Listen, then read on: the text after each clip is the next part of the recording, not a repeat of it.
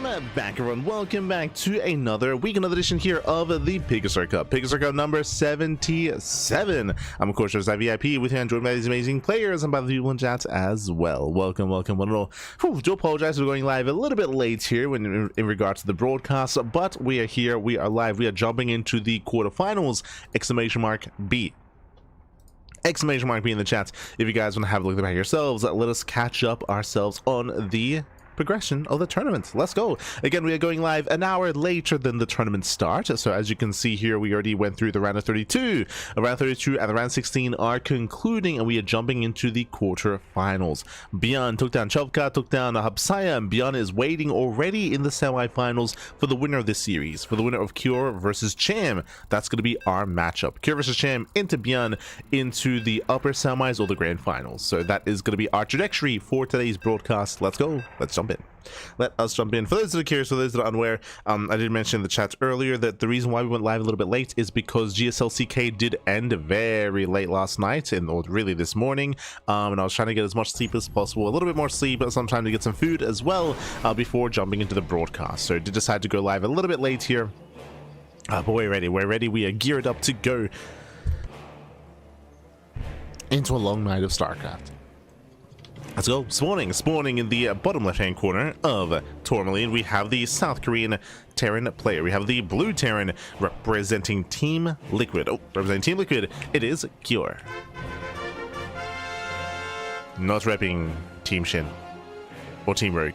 And spawning in the top right-hand corner, we have the we have the Mexican Zerg player, the red Zerg representing Xeratus Esports. It is Cham. And if you're in the chat, you know what time it is. It is Gamba time. Predictions are open. Place your bets on who you think will claim the series. Best of luck in the chat as we delve into our best of 3. Let's go, Bible, let's go. Coming into this, Cure is the heavy favorite, that is true, but Cham, he is one that can cause these upsets. He's one of the best players in all of Latino America, and we'll see if he does pull a fast one over on Cure. Cham has been very diverse in his play, has been very aggressive as well, very roach heavy is typically what we expect out of Cham, and we'll see what he brings to the table here in this fresh series. Meanwhile, Cure across the map, 2x Reaper. 2x Reaper out of our Terran player, opening up in a much more aggressive fashion to apply pressure, to try to contain his opponent and to force 2-base play out of Cham. The issue here is that I feel like Cham enjoys 2-base play, so I can already see him going into 2-base roaches and potentially even going for an all-in. We'll see. As my apologies, this is not 2x Reaper, it's 2x Marine. Gases were delayed. Okay. So later gas geysers here. Instead, it's going to be a 2-on-1 variation. Technically, this can turn into a 3x or a 4x. So we'll see how many raxes get thrown down, or if the factory gets thrown down behind this instead. So this is a greedy build.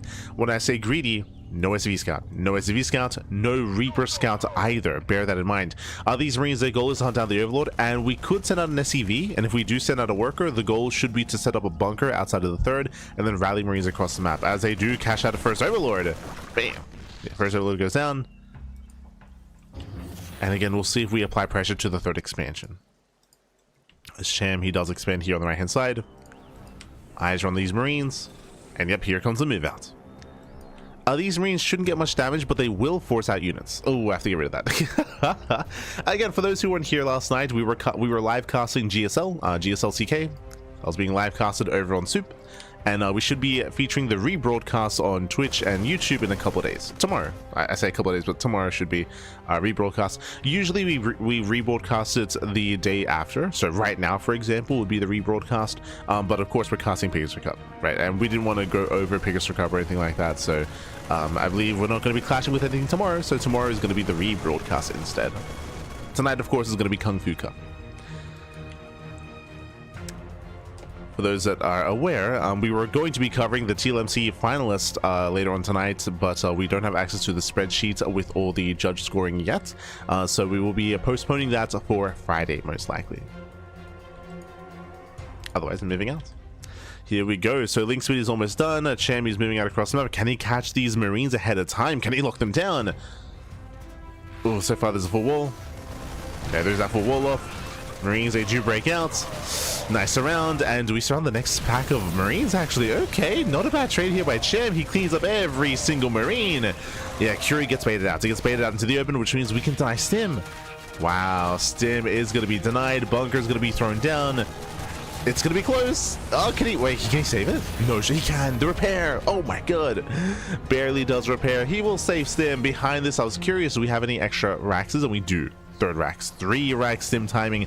What is meant to be a heavy bio push, but upon losing all those Marines, upon losing 12 Marines already, I mean, that takes away a lot of the bite here behind this timing attack. And yeah, Cure, there's a chance here that he might not hit it. He might not hit that timing attack anymore. With Stim finishing, he might be forced to just stay at home. Cham, he now has the opportunity to drone up, expand, saturate, double Evo chamber, double upgrades. I'm a little bit surprised we're not going for the Roach Warren here. I thought it was going to be a Roach Warren, not Evo chamber. Ooh, 1-1 upgrade. So my concern here about going into 1-1 is that this is for a very heavy Ling Bane composition. It's for a very heavy lava intensive composition, right? It takes a lot of lava to build up Ling Bane, and for the third base to be delayed and for the economy and for the production to be less than ideal, it's a little bit concerning. We'll see if he can build up. We'll see if Cham can actually amass an army large enough to deal with the eventual move out, because here comes Cure. And again, Banelings are not online. So Banelings, they will not factor in. If we had Roach, if we had the earlier Roach Warren, then we could be making Roaches right now to shut this down. So it's going to be a tough hold here for Cham. It's going to be tough. Earlier, Cham, he was surrounding Marines and shutting them down. True, but they didn't have Stim. Stim is a big factor here, and Stim now is complete. We do see the army poking in. It does get eyes on creep, but does not push on. It doesn't push in. Cham gets a 4th expansion, and Cham, he defends. He defends, he gets away with it. I do think that Cure could have applied pressure, either pushing in between the bases or pushing towards the 3rd expansion. But no, Cure, he does play it safe. He does reinforce, actually. More Marines are on the way. Does catch out the active tumor. Holding on to Stim. Ooh, Cham is going to get caught out. Yeah, here go the reinforcements. Cham, he fails the surround. Yeah, we spoke about this. No Roaches, no Banelings. Yeah, Cham is in danger. He has to race all the way back.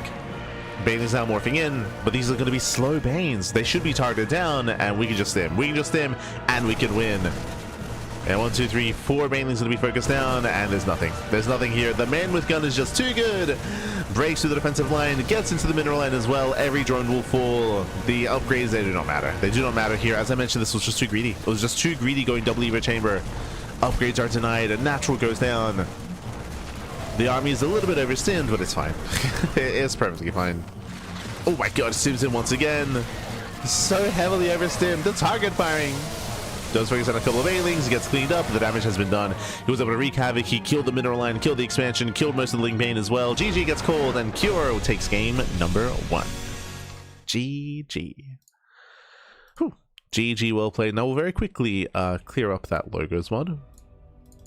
We are indeed not casting GSLCK.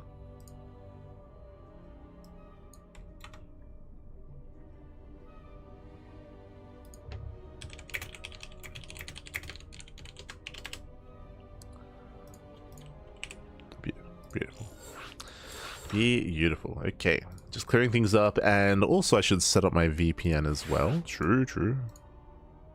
Un momento. Just getting everything sorted. ¿A dónde está el chanchito? There we go. So we load into game 2 here again. Cure, he does take lead in the series. As we mentioned, it was quite greedy for Cham to go for a Ling defense and to stay on Zerglings, to go double Evo chamber. Very, very greedy. To be fair, part of this greed is also because Cham didn't scout the natural. What do I mean by that? Well, Cham, he knew about the 2-1-1. He didn't know about the 3-1-1. He did not scout the 3rd Rax behind the natural. So I'm sure the amount of Marines did surprise him, as this was a heavier bio setup. A heavier bio push. Let's go. Let us go. We're going to be loading into game number 2. Going to be loading into Ruby Rock. Meanwhile, big shout out to Unwise Elder. God, thank you so much. Thank you so much for subscribing with Twitch Prime for the first time. Thank you so much. Hope you enjoyed the content, the casting, and the StarCraft. Thank you, Bobby. Thank you. As we are jumping into our first series, I hope you enjoy the emotes in the chat. We have some lovely duck-related emotes, and also I hope you enjoyed the replay packs. If you are not a part of our Discord server, we do share replays with our subscribers and with our patrons as well. So if you want replay packs from tournaments we do cast and we do cover, then that is available via Patreon. Patreon as well. Oh, sorry, via our Discord server, if you do join us. Otherwise, here we go. We're jumping into game number dos, and spawning in the bottom right-hand corner of Ruby Rock, we have the South Korean Terran player. We have the blue Terran representing Team Liquid. It is Cure, leading the series 1-0, and spawning in the top left-hand corner. He's going for the same setup, by the way. In the top left-hand corner, we have the Mexican Zerg player, the Red Zerg, representing Xeritus Esports down in the series. We'll see if he can bounce back. It is Jam. And this time we see earlier gases compared to last game. So I believe this time it should be Reaper. Last time the gas was delayed, which is what led into 2-Rax Marine. This time gases earlier should be 2-Rax Reaper, something that we're a little bit more accustomed to. This should be more active and more aggressive early on. And again, this may prompt 2-base play out of Jam. So we do have a very different kind of tempo build here from Cure. So here come the Reapers. So very quickly to explain the purpose of the build here. So 2-Rax Reaper, the goal here is to build up 3 Reapers. 3 Reapers, you can commit a little bit harder, but that does complicate things. For the most part, 3 Reapers is all you need. To do what? To apply pressure, to pick up some Zerglings, and to deny the third expansion. To catch the drone that attempts to expand, to contain the Zerg player on 2 bases for a little bit longer, to delay their economy, delay their production, and to disrupt their early game. That's usually the goal. Is usually the goal. So here comes the first, here comes the second, here comes that third Reaper. Behind this you just expand. Behind this you just expand. Again, it is a macro build. Get your own natural. Now there are more all-in variations where instead of going for a CC, you get a hidden third Rax and you go mass Reaper. That's true. Like, that is a viable option here, and that is going to be available here to Cure. It's going to be on Sham to figure out which one it is. As first Reaper does arrive. Ooh, and we can see that Cure is actually making a 4th Reaper. Okay, so he's committing a little bit harder. He might still cancel. But for now, 3 Reapers, they move out across the map. Baneliness gets thrown down. He's forcing a Bane Bust. Okay, so Cham is going all in. You can see Cham, he's getting Link Speed. He's staying in gas. He's going for the Bane Bust. Now, the reason why Bane Bust and Roach all-ins are very common, there's that denial of the third. But the reason why this is so common is because you're going for a 2-Rax opener. You're going for the command center. The factory is late. It is a late factory, and it's going to be factory into 3rd CC as well. So very greedy follow-up here. But because the factory is delayed, this means that Hellion production is delayed as well. And without Hellions, Link Bane can excel and can bust down that front door and can kill. Now, if Cure fails to scout, then he could be caught with his pants down. If he gets behind the mineral line, ooh, as the scout is denied. But if he can get into the main base, if he can confirm that a Bane Bust is coming, then he can react with bunkers, right? Bunkers would be ideal. Throw down a couple of bunkers here on the low ground, and then you can easily defend. But Cure has to realize what's going on first, because so far he does not know. So Cure Link Speed is revealed, which is normal. Kite attack against the Zerglings. Baneliness is hidden. Here comes a Link Flood. Here comes a Bane Bust. And again, Cure is unaware. So honestly, there's a high chance of this working. Very, very high chance. He has to break through that front door, flood it with Lings. We do have a safety bunker on the way, so Cure, he's playing it safe. He failed to scout, but he does feel like something's a little bit off. But is this too late here? Bunker is still on the way. Likewise, Cure has to make sure this Hellion doesn't get surrounded. There's one Hellion to defend. Hellion is revealed. Bunker is almost done. Wow, it's going to be done in time. The blind bunker. He spots. He knows. Yeah, he does spot. He does know. Does fully wall off. Hellion shot goes off. He does re-wall. Ooh, he fails to re-wall though. Yeah, Link Bane does rush in. Boys are being pulled. And they try to repair. Yeah, they go for the repair. Hellion gets surrounded. Yeah, no control of the Hellion. Hellion goes down, but it looks like Cure is barely holding. Baneling connects. Yeah, Baneling crashes in, and we're still flooding. We're still flooding Lings across the map, and Cham, he has done it. He has broken the natural base. Everything will go down. Stim is going to be denied. There is... The boys are being pulled. Okay, can we save this? Can we save it? No, the boys. Yeah, boys are being pulled into Mass Ling. And even if Stim finishes, it does not matter. We have one Hellion on the way. Remember, this was a 3rd CC before Starport, so greedier build. There's one Hellion to defend, and Cham has done it. We're going to the ace match. We're going to the ace match here. Cure, he had one blind bunker, but again, if he had realized what was going on, there would have been a re-wall. There would have been a secondary wall. If you remember, Cure, he did misplace. GG gets called, and Cham, he does tie up the series. We're going to the ace match. Whew. GG. GG, well played. Again, the Bane Bust here is a common response here to a 2x Reaper, just because your factory is late, right? Your factory is late, your Hellions are delayed, and as we saw, Cure failed to scout the main base. So he did have a safety bunker, but he did not have a secondary wall behind the original wall, and he, of course, did not have a second bunker either, which all could have been afforded if there was no third CC. Remember, he was going for a third command center behind all of this because he assumed it was going to be a macro game. So he was getting ready for a longer kind of game state, core his pants down. GG. GG, well played. And now we're getting into game number 3, going to be loading into Washout.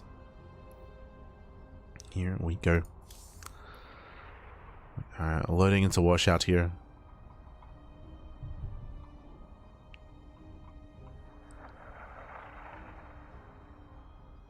As we are getting ready here for that ice match.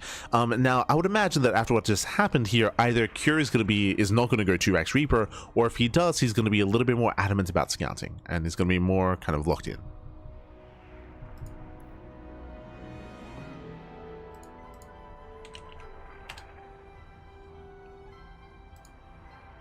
Wait, should we know who that is?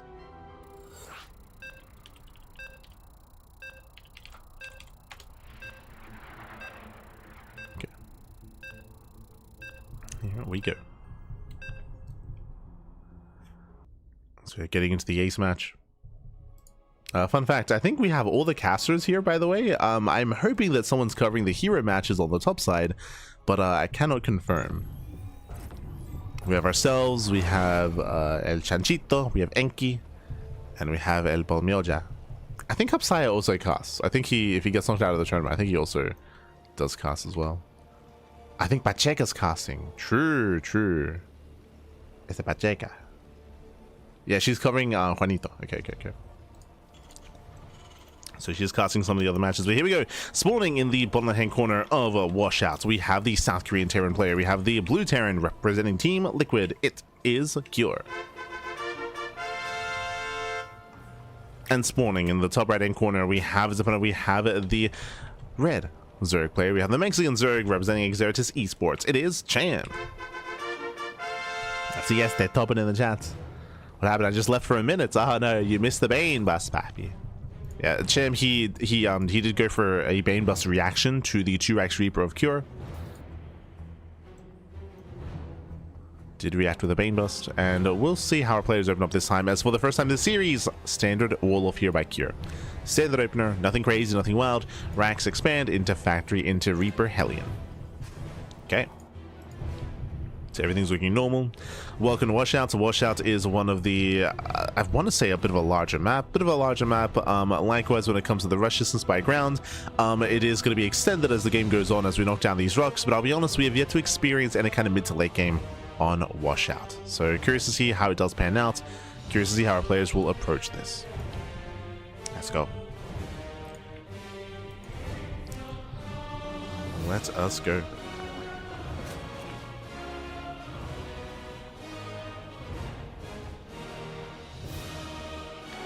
Fun fact, Washout did make it into the top 16. True. Did make it into the top 16 of the Team Liquid map contest.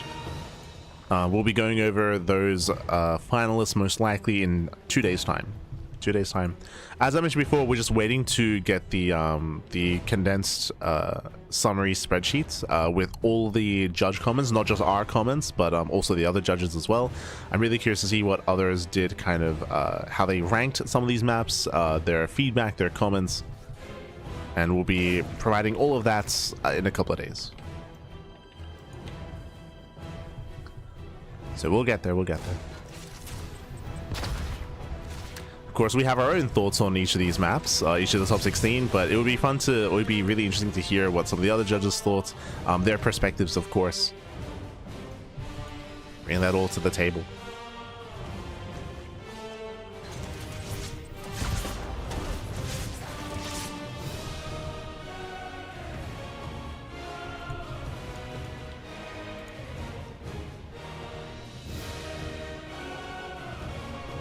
So now we do have our third CC before Starport. Economic build here by Cure. Everything's looking normal, everything's looking as it should be. Likewise, a third hatchery out of Cham. So a hatch gas pool into a third base. Cham, he pulls out a gas, so we can see there's no fast lair, there's no fast roach ward or anything like that, no fast tech. Everything's looking normal. When it comes to this expansion, when it comes to this base and this map, I should emphasize, honestly, it looks pretty solid, right? We do have this area here outside of the natural, which can be accessible to an aggressing player. We have our triangular third base, which is a little bit more secure. We have our linear third base, which has one wider entrance and one wider opening. So we have our 4-base setup. Oh, as the Rax did end up floating here to hunt out an Overlord. No Overlord to be found. Because that floats, that actually means there's no add-on swap, so the tech lab on the starport is going to be delayed. Interesting. I'm curious, because of that delay, are we willing to... I mean, we have seen Kira make it up before. He's no stranger to that. Does he make it up here? There's Cloak.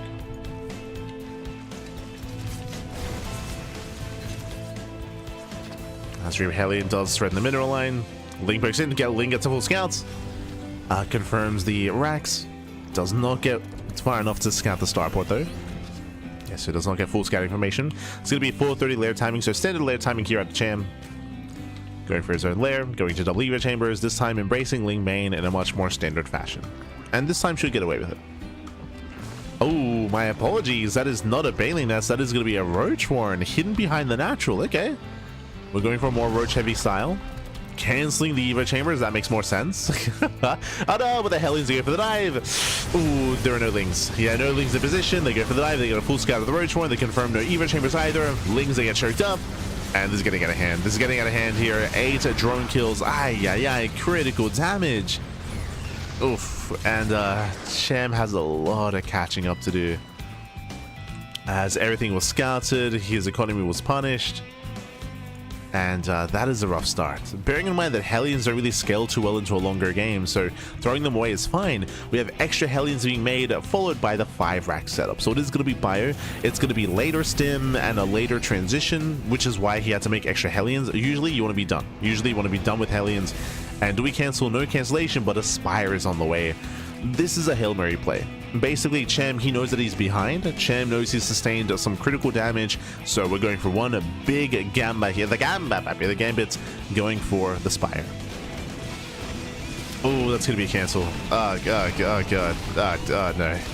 It's going to be a second cancel. Okay, he kills as well, so 2 cancellations and a drone as well. Once again, it's a very rough setup here for Cham. At this point, of course, he's not going to make any roaches. He doesn't want to waste his gas. He wants to save it all for mutas. Do we cancel for a 3rd time? No shot. The queens are close enough this time. Oh no, they're off of creep. No! The queens, they're off of... Oh god! Rough pathing. Yeah, they both get dragged off of creep. A 3rd cancellation and kills the drone as well. Oh no. He just wants to expand, papi. Ay. I mean, cheeky moves by Cure, as he intentionally kind of like led the A move queens off of creep and into nowhere. Again, mutas are on the way.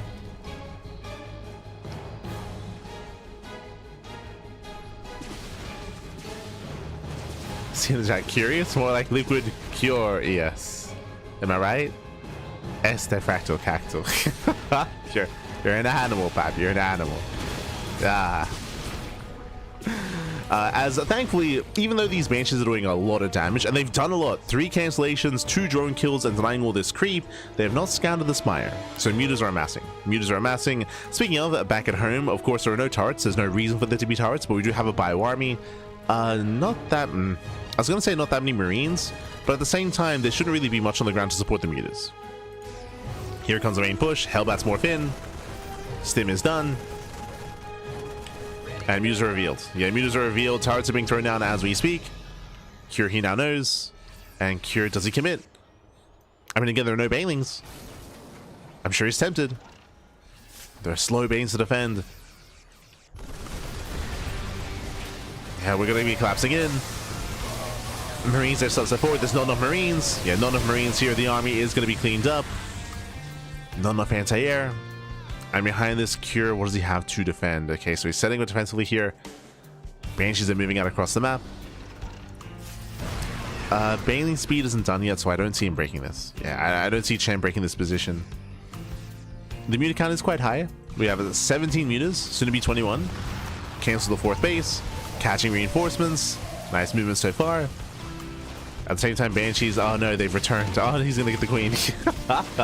These Banshees, they're a menace. Ah, no. Denies mining, takes down the queen. At the same time, mutas are deflected. Mining is denied as drones are rallying into their deaths. Oof. Yeah, there's that cancellation.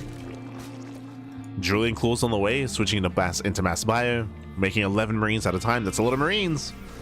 How many banelings are left? 10. There's gonna be these are the only banelings morphing in. Soon to be 12.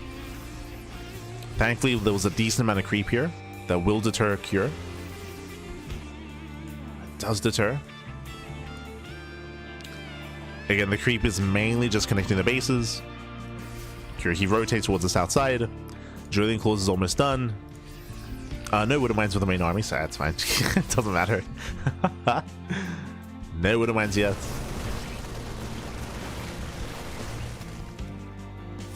Cham, he should not collapse in. Ideally, Cham wants to wait for the tanks to unsiege. Wants to wait for them to unsiege and for Cure to overextend. Cham is maxed. He's got 0/0 upgrade, so his Ling Bane is that much weaker. Again, that's due to the early game.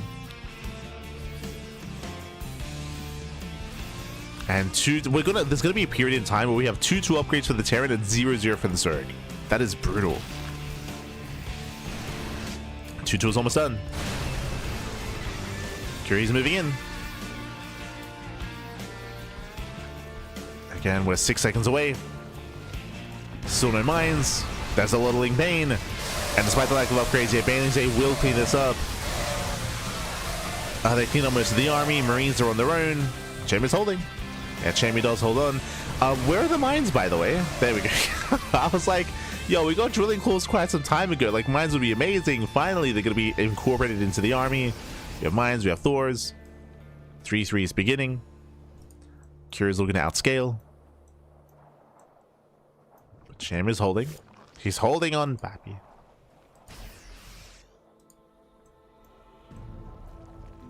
I don't think Cure has the momentum to be this aggressive here, not after losing that fight. I say that. Kills the base. Oh, that was not a cancel. Kills the expansion. We have ultras on the horizon. Bold move. We'll see if we can get there.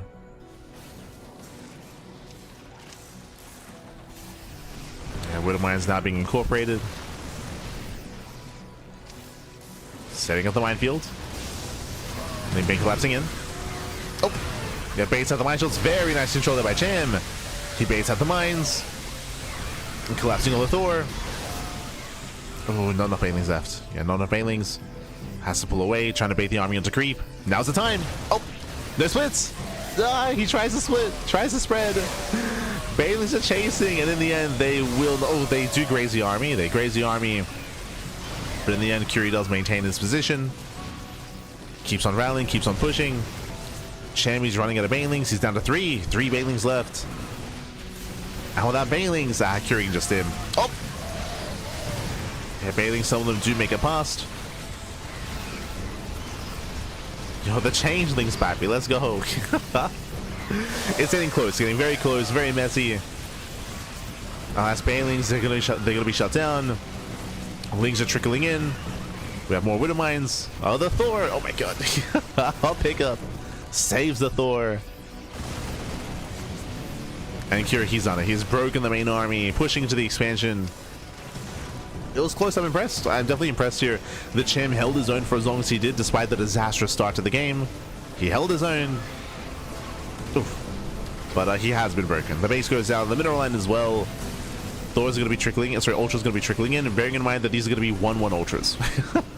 They have 1/1 upgrades, no kindness plating, no Ultra speed. +2 carapace is about to finish, but the Ultras are lacking. Yeah, the Ultras are lacking. And the Ultras are going down. Down goes 1, 2, 3 Ultras that made out of paper, Pappy. GG gets called, and Cure, he will claim the series 2-1. GG. Whew. GG, well played. Cure, he will claim the series. But again, shout out to Cham. Cham, he made it to the ace match, and again, I do want to like emphasize this. I do want to reiterate this. Even though Chem had a very shaky start to this game, forced to cancel the expansions, losing workers, getting scouted, being forced into muta play, the mutas, they paid for themselves. Like, they were worth it. He was able to survive the early game, get into the mid game, had some decent fights as well. The problem though was that because of the lack of upgrades, because of that rough opener, his army just was lacking and it wasn't really scaling too well, so he was taking worse fights. He was holding, he was treading water, but he never quite was able to really threaten Cure and push across the map. Cure's bases were never really in any danger, as Cure was dictating the pace of that game, and with that, Cure, he did snowball out of control, did claim the series, and with that, Cure does advance on to the semifinals, and we're going to be following Cure over to the Korean server. Let's go. Let us go. We're heading over to Korea here, as exclamation mark me in the chat, have a look at the back yourselves. Here we go. ByuN, he took down Chopka, took down Hapsaya. ByuN has been patiently waiting for quite some time, and up next we have a TVT, Cure versus ByuN in the lower semis. Meanwhile, herO, he's waiting in the upper semifinals, waiting for the winner of Percival and Special Juanito. If you want to tune in, I believe Pacheca is covering Percival and Juanito. That leads into herO, that is going to be covered by Pacheca and maybe Hapsaya. I don't know if Hapsaya is even casting. Sometimes he does, sometimes he doesn't. Not too sure. But most of us are going to be following Cure into ByuN. So that is our next matchup.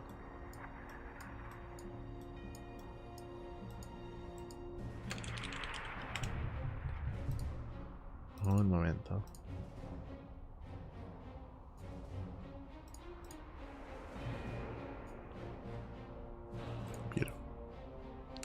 And I should be turning on my VPN.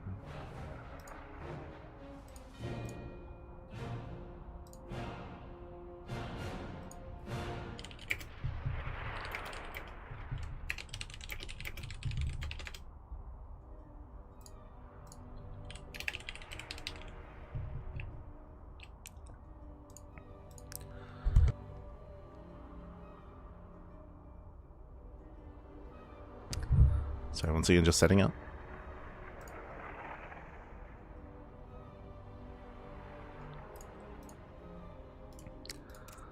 Just setting up, making sure we have everyone involved. Vetoes are underway. We'll soon be jumping into our fresh series. Just catching up with the chat. Hi Stan, is that you? True.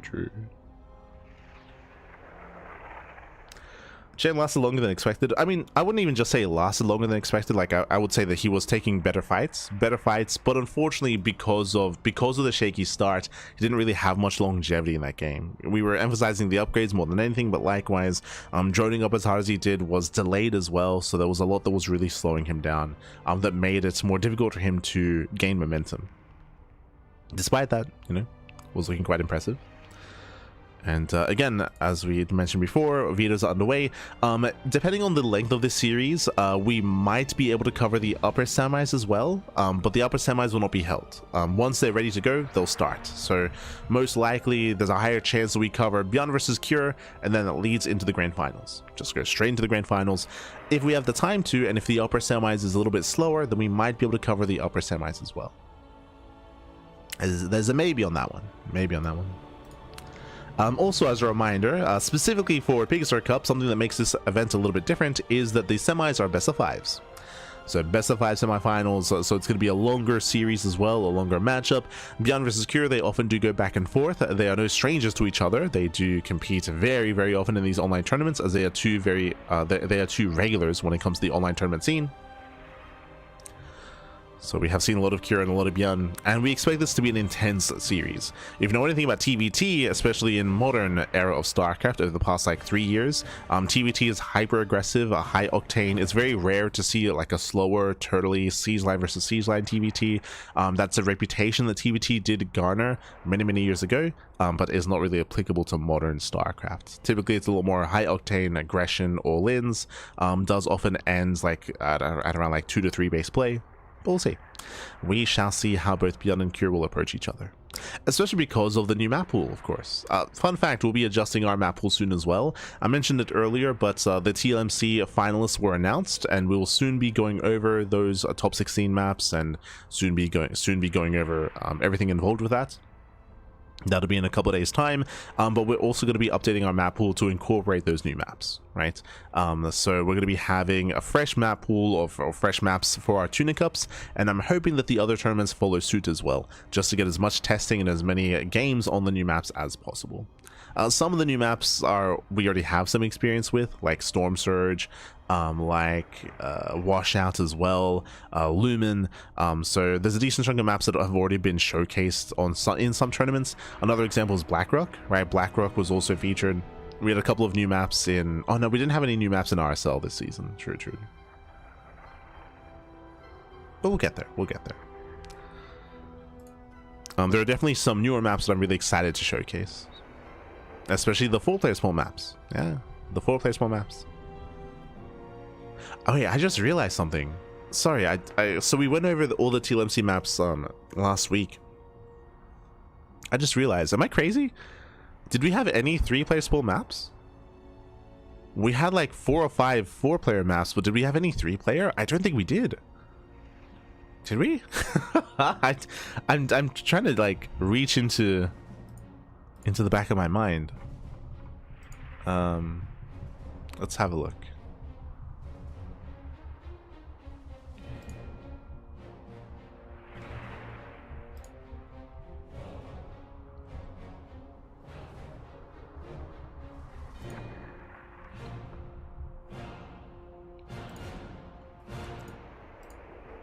Yeah, I just thought it was a given that we would get some, but I don't think that is the case.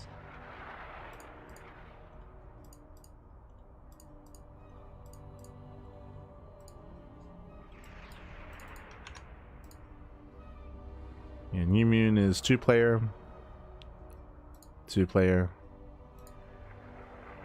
2-player, 2-player, 2-player, 4-player. Yeah, we didn't have any. Wow, that's crazy. Okay.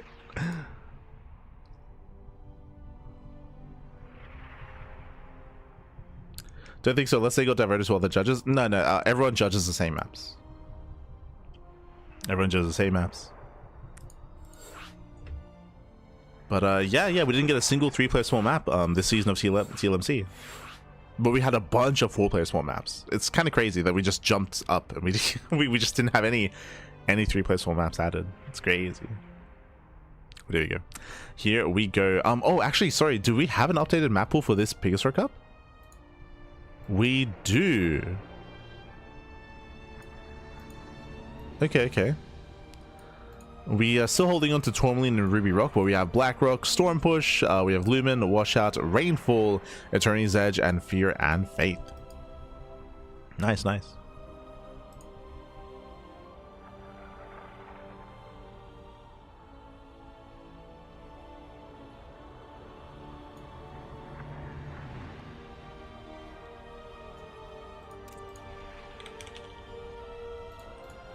So Vitas are done. And game 1 is going to be on Eternity's Edge.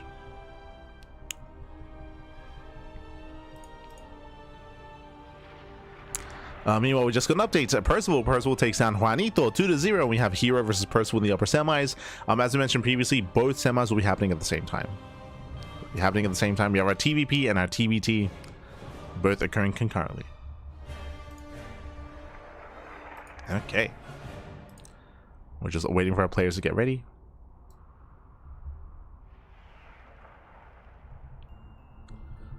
But we all just played Rainfall. We hated it specifically because of the rain effect. Yeah, I know that Rainfall made it in, which is... Oh, wait, Rainfall or Rain Dance? Okay, Rainfall. Okay.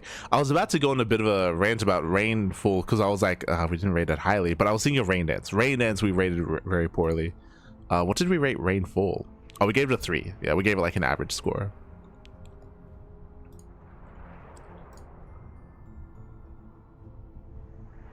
Yeah, this is the one that I was on the fence about. This is the one that was updated.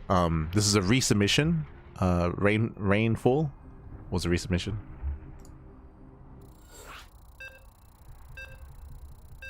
Rainfall made it through? Yo, we got things to talk about, papi. We got things to talk about. But again, that'll be on Friday.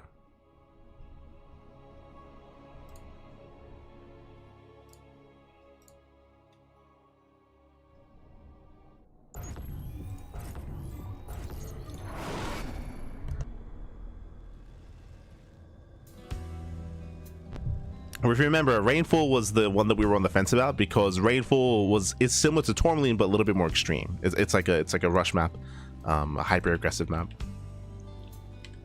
But we'll get there.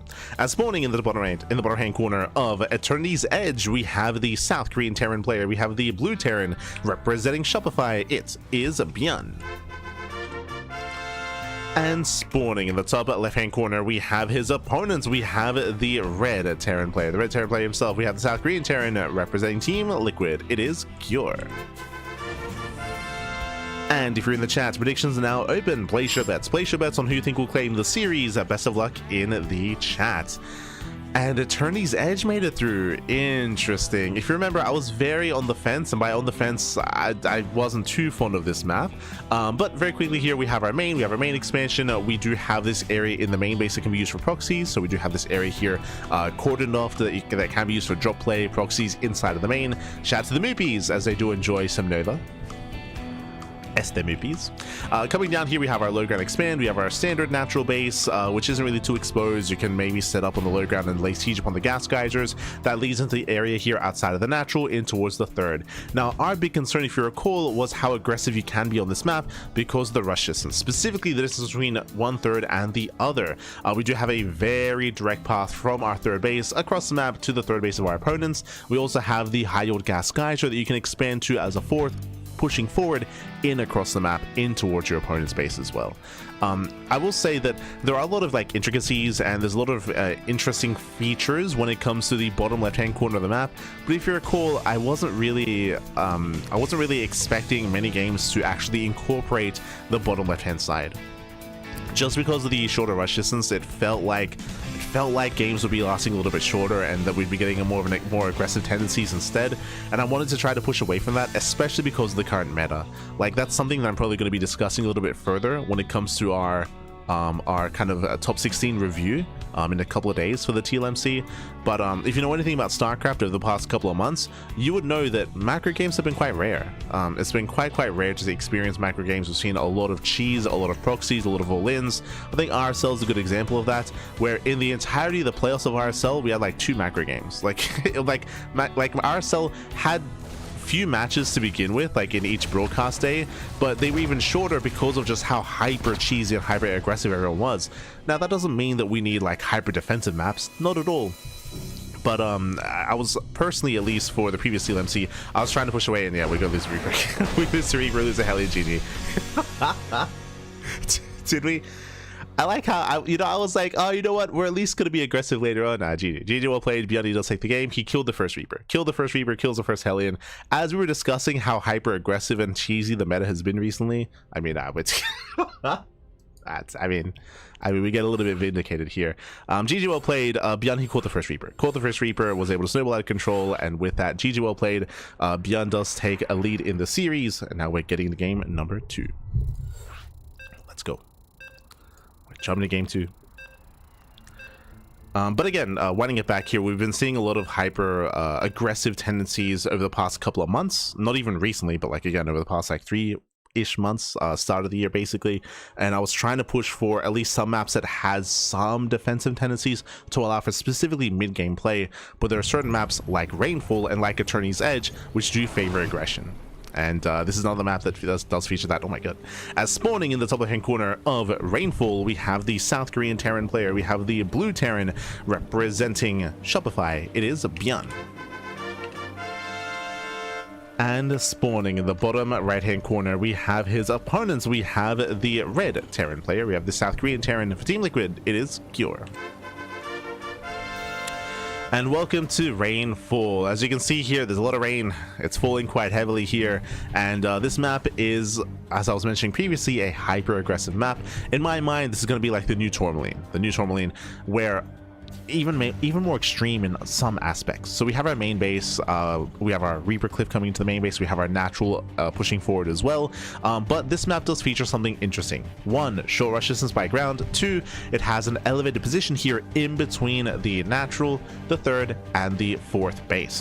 What does this mean? This means that an all-in coming across the map, and I do feel like all-ins are going to be quite prevalent on this map, pushing through the center, can set up here in between the bases. They can easily set up here in between the bases bases, and if they take over this portion of the map, they will just pull you apart. They can just wedge themselves in between the third base, the natural, the fourth base, or depending on where the third base is taken, and force themselves into the natural expansion. So this area here is quite abusable.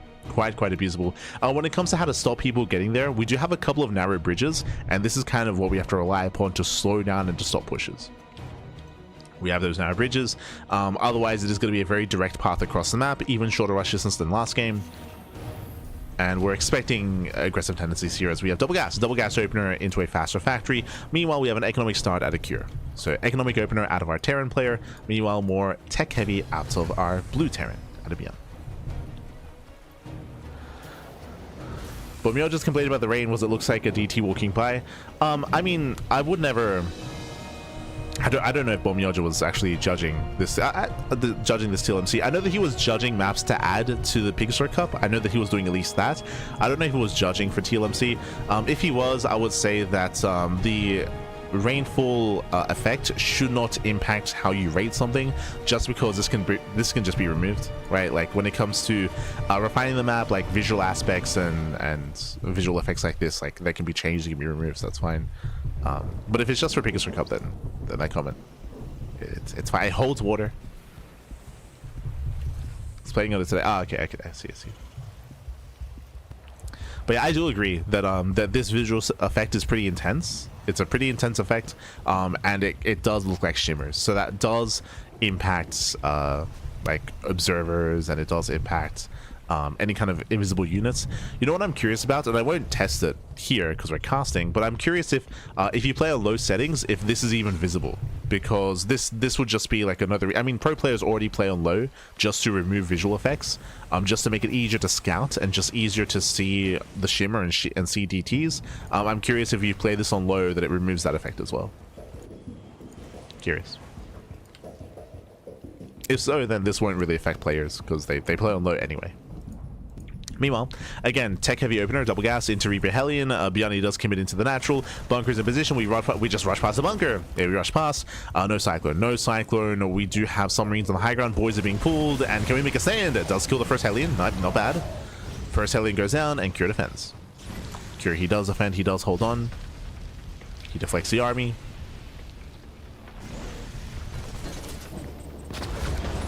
Ooh, Marine gets caught. Nice move by ByuN. Staying on the low ground. Going for a little bit more economic damage. There we go. Just pick off 2 more SCVs. Pulls into the main. Gets a full scouts. And in the end, I was able to kill... Ooh, just the one, sorry. 1 SCV, 1 Reaper, and 4 Marines. Not the worst trade here from ByuN. And ByuN, we're settling in towards the mid game. So thankfully, we'll be able to sink our teeth into game number 2. Doesn't just end abruptly.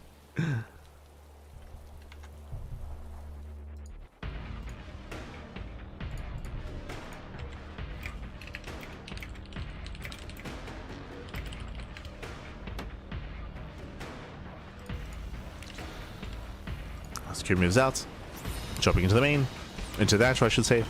Gets an SCV.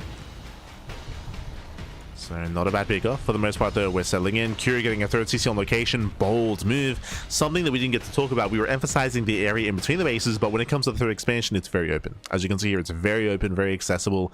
If these rocks get knocked down, if the tumors expire, then it becomes even more accessible when it comes to aggressing armies. ByuN fighting for map control. And it's going to be a tough area to defend here for Cure. Not going to be easy.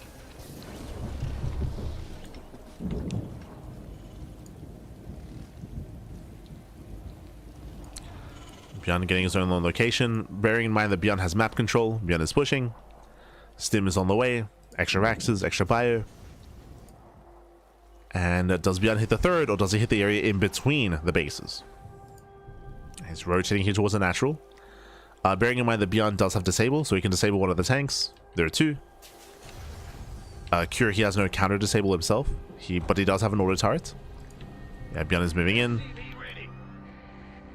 Does spot the tank. ByuN is tempted. He does have temptations. 2nd Raven has arrived. Ooh, does take attention to the face. Now he's aware of both tank positions. Now there's a third tank, and Cure's holding. Yeah, so far Cure, he's holding on. ByuN, he backs off. He does not have enough to break that position. He pulls away, and now we wait for the upgrades. Stim, +1, more bio. We're building up into the mid game. Whew, okay. So we're getting into the mid game here. When it comes to our players, Cure has a slight economic edge. He does have 5 workers over his opponents. Meanwhile, we have a slight upgrade advantage for ByuN with faster stim, faster 1-1, and of course the higher Raven count. So there's a bit of a back and forth here. Cure has more SCVs, but here comes the Order Tartaras. Yeah, going for the natural. Gets 1. Denies mining. Gets 2. Okay, catching out 2 SCVs. Diving further into the main. Trading with the buyer, getting another worker. 4 SCVs going down. 5. The lock on though. Yeah, lock on will snatch. We'll take down 1 of those ravens. Not bad. Takes down a raven. That's going to be 5 SCV kills, and ByuN catches up. Just like that, ByuN is caught up economically. Goes down his own sensor tower. And now here begins drop play.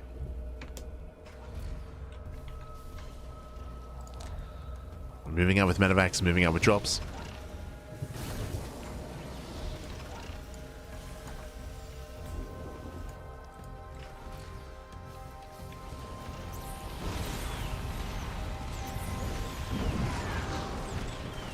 Ooh.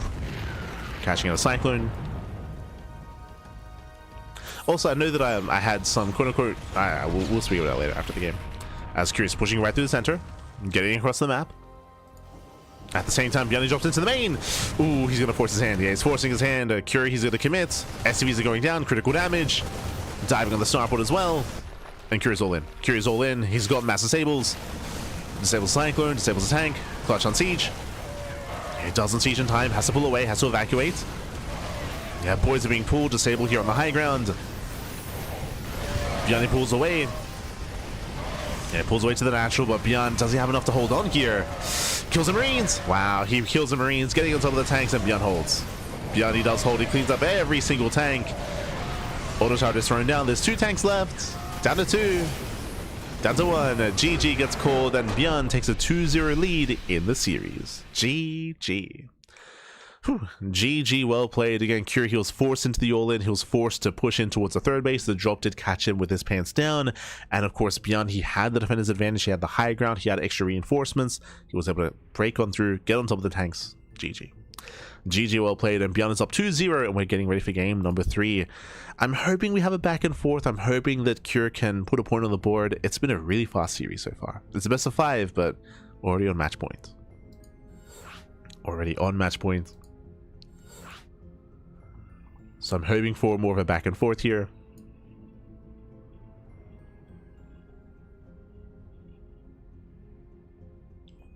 So we're going to be loading into Blackrock.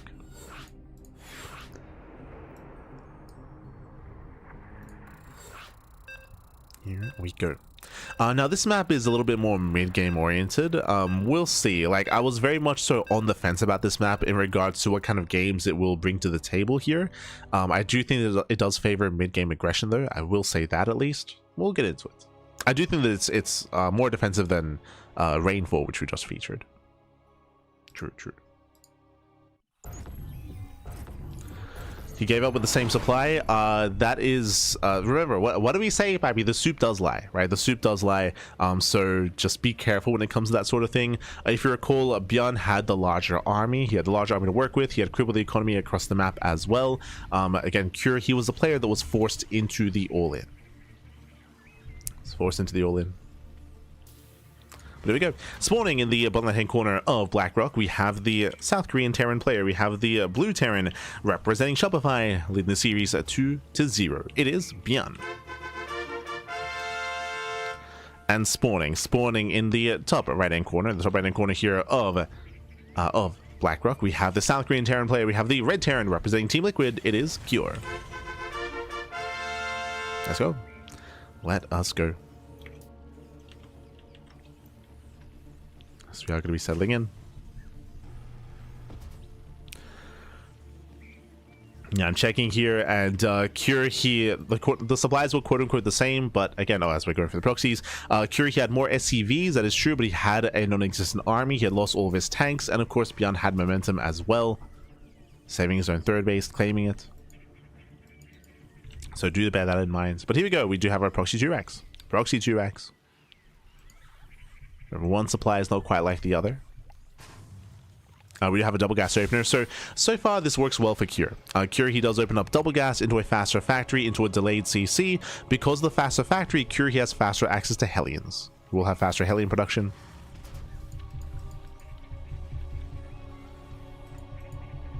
So this will help to defend. There's that factory in production.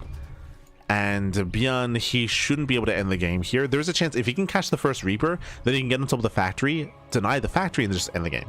He can just end the game if he can deny that factory. Cure scouts.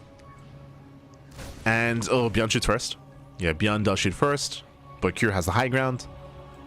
So he will get the first shot off. Boys are being pulled. Now Cure knows. Right, now Cure knows. He has to defend that factory. Ooh, comes in from behind. The Reaper, he gets it. Oh, Reaper goes down. Marine, whew, does defend though. We trade 1-1, and the factory does finish. Cure holds. Cure holds, and now ByuN, he's gonna have to transition back at home. Cure going for the proxy factory inside of the main. Okay, let's go. Ay, ay, ay. We're going for the proxy. He's crazy, man. He's crazy. So far, we're dancing with the SCVs. Getting one, getting two. Ooh, bit of miss rally. Yeah, a bit of a miss rally here, but does barely get away. ByuN pulling back.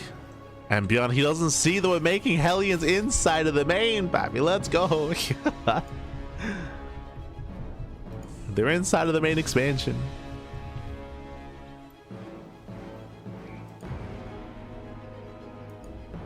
Bearing in mind that there's no production back at home. Right now we're making a tech lab for Cyclones. This should be for Magpul accelerators into double, if not triple Cyclone production. Max attempts to scout. Two Hellions, they can two-shot workers. They can two-shot. Reapers are still on the map. As we mentioned, there's Magpul accelerators, there's Cyclones. Remember, this is not mech. This is not for mech. We're here to make like 2 to 3 Cyclones. Hellions, they do bust into the main.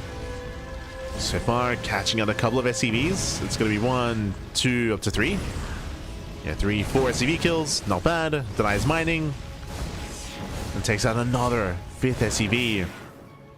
Nice damage here from Cure. Now ByuN scouts. Now he's aware. And we have a bit of a give and take here. Do you notice something? Cure has no CC. Cure is one base all in. Oh no! Ooh, Cure overextends. Yeah, big overextension, losing 2 Hellions. But remember, Cure, he has no expansion. He went for a 1-2-1, 2 factories, 1 racks, 1 starport. Cure is one base all in. There's no expansion, there's no longevity here. ByuN now has a base, ByuN is getting further ahead, and Cure has to win the game. But the problem here is that Cyclones are going to excel. Looking on the Hellion. Oh, Hellion does survive. ByuN, where are we going? Jesus. Okay, there we go. Does catch the Hellion. Hellion goes down, and Magfield is still not yet done. Okay, these Cyclones are going to be key here when it comes to the defense for ByuN. They do excel in the early game. They can be hyper efficient. And here comes that 3rd Cyclone. I don't know if we'll go into 4. Typically, it's only 3 and then a tank. Typically. Yep, there we go. Tank is on the way. ByuN gets caught. Yeah, he gets caught out. ByuN's out of position. Losing 1 Cyclone. That is huge. Down to 2. Only 2 Cyclones left. There we go to snipe the opposing Cyclone. The tank is on the way. Cure's pushing forward. We do lose 1, 2, 3, 4 SCVs. Oh, just 3. Yeah, 3 SCV kills. Locking on the medevac. The medevac will knock it out of here. Oof. Oh no, respect the tank. No! Staying within range. Dropping on top of the tank. He wants it. Do we juggle? Doesn't even need to. Yeah, he's out of range. Takes out the tank. GG gets called, and ByuN, he will claim the series 3-0. He punishes the 1 base all in, and ByuN will claim the series, advancing on to the grand finals. GG. Whew. GG, well played. As we mentioned, there's a reason why it is very, very common to go 2-Rax Reaper into Magfill Accelerator Cyclones. Those Cyclones, they were the MVPs there for ByuN. They picked off everything. There was some miscontrol, and ByuN did lose one Cyclone by accident. So this should have been a cleaner defense out of ByuN if he didn't lose that one Cyclone. But outside of that, he was able to hold on. It was a cheeky move for Cure to go for the Proxy Factory and go for the Hellions inside of the main. Was able to kill 5 SCVs. That's great and all, but he was all in. He needed more than that. He was all in. He needed critical damage. That was not good enough.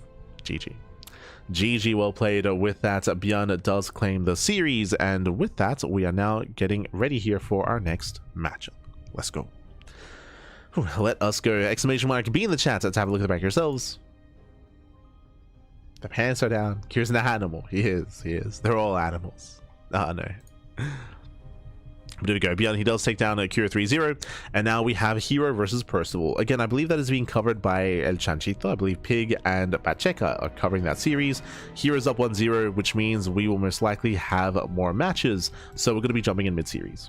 We're going to be jumping in mid-series into Percival versus herO. So we have 2 series left. herO is up 1-0. They're on Tourmaline.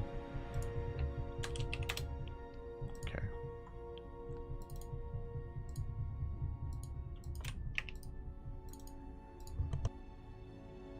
But what I wanted to say about the top 16 maps, I know that I had some more negative things to say about like Attorney's Edge or about Rainfall, but I think for the most part, like the majority of the maps are quite good. I think the amount of maps that made it to the top 16 that we rated poorly is very, very minimal. Very, very minimal.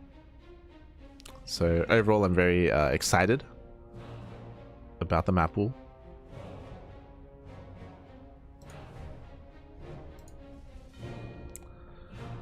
Do you think it is going to be a positive thing?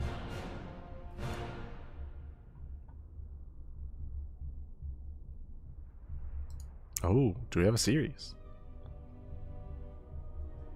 Do we have a series, Pappy?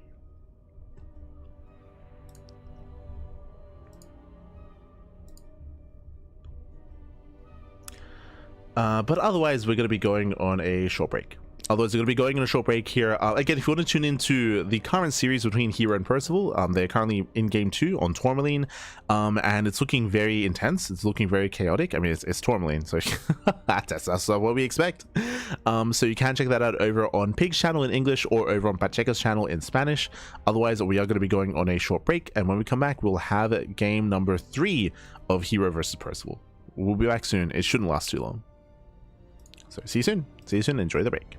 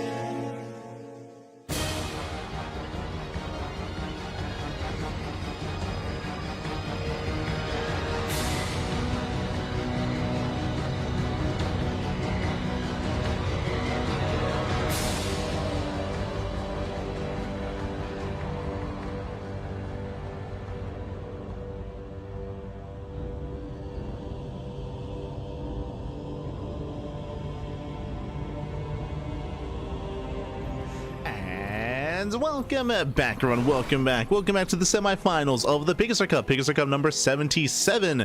We are here. We are jumping in mid-series. Again, the first two games they were covered by El Chanchito, by Pig, over on his channel in English, and also by Pacheca in Spanish.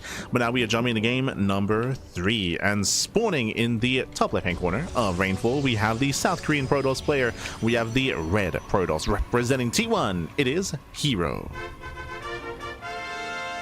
And spawning in the bottom right hand corner, we have his opponents. We have the South Korean Terran player. We have the blue Terran. It is Percival. And if you're in the chat, you know what time it is. It is Gamba time. Predictions are open. Place your bets on who you think will claim this series. As a reminder, this is a best of 5 matchup here between herO and Percival, and we have a back and forth.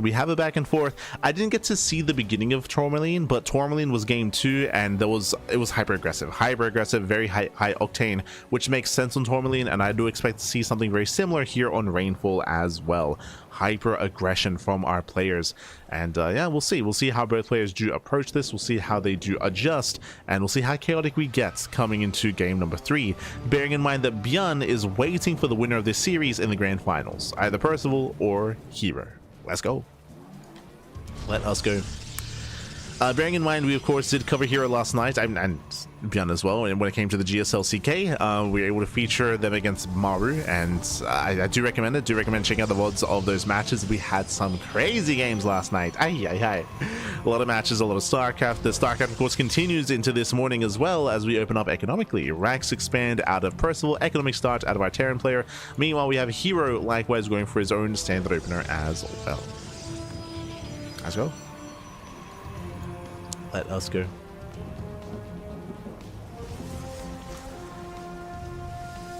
So from here we're going to be opening up. Welcome to Rainfall. We did speak on this earlier, but Rainfall is one of the more aggressive maps of the map pool. Shorter rush distance by ground, very direct rush distance as well. We do have the area here between the bases that we can take advantage of, I should say, and it can be quite difficult to maintain your initial 3 base setup. So we'll see how aggressive our players plan on being as we open up Stargate. Oh, that is a bold move out of herO. Very bold move. Opening up Stargates into initial Oracle, into Phoenixes. Reaper's going to be zoned away. But again, often Stargate openers do leave you vulnerable to early game aggression. Now, thankfully, Percival, he was denied the scout. He does not get behind the mineral line. Percival, he does not know what exactly is going on. Percival is in the dark.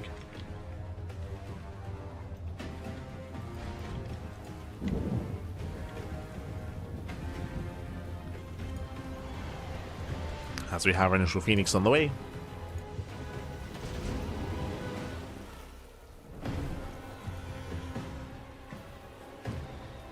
Again, getting into our Phoenix.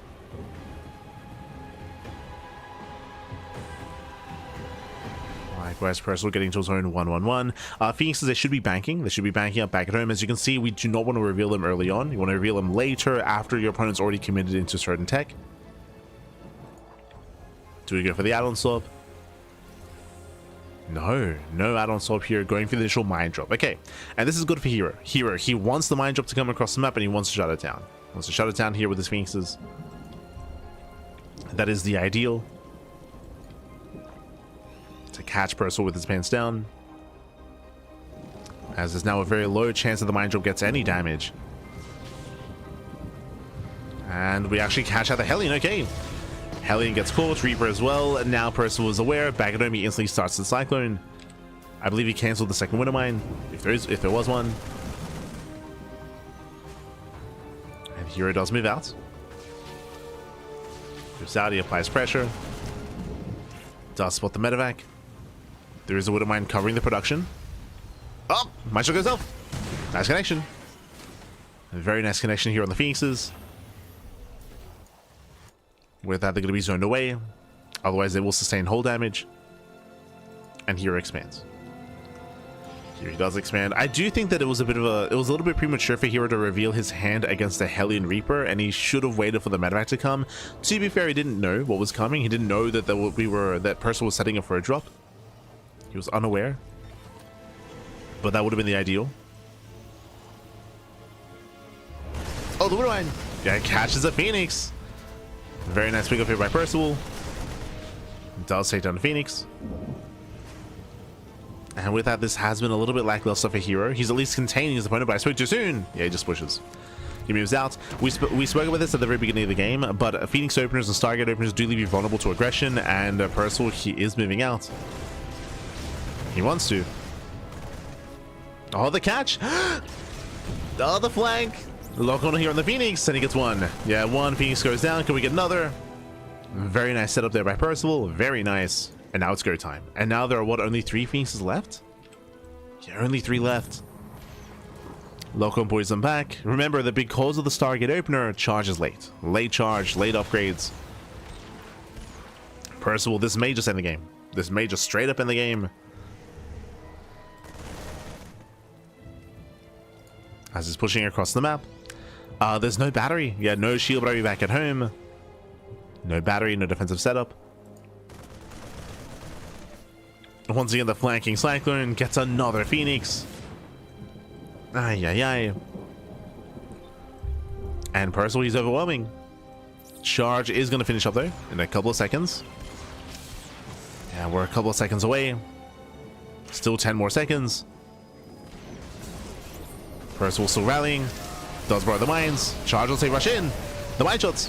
Ooh, oh my god. Massive connections. Catching out the Zealots and catching out the Phoenixes. And now we can just start to step in. We can start to step in. There are additional Zealot warpins though. herO does catch the Cyclone, and hero's barely holding on, especially with the extra warp in. herO holds. Whew. Again, it was close, it was clutch. But herO does defend. If the Water Mines had reset, then that could have been game. But the Water Mines were cleaned up. They weren't able to reset their shots. Percival catching a Stalker.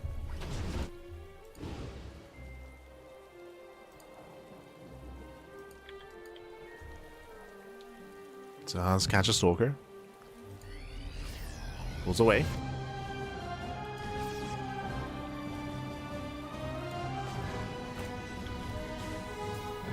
From here, Percival does back up. He does pull away.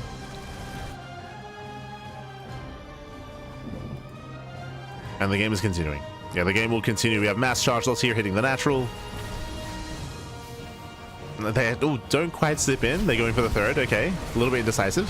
But this is keeping the Terran player at home. Keeping him at home. And here he got past the worst of it. He got past the early game. He survived. Getting into charge. +2. Blink. Building up into his gateway composition.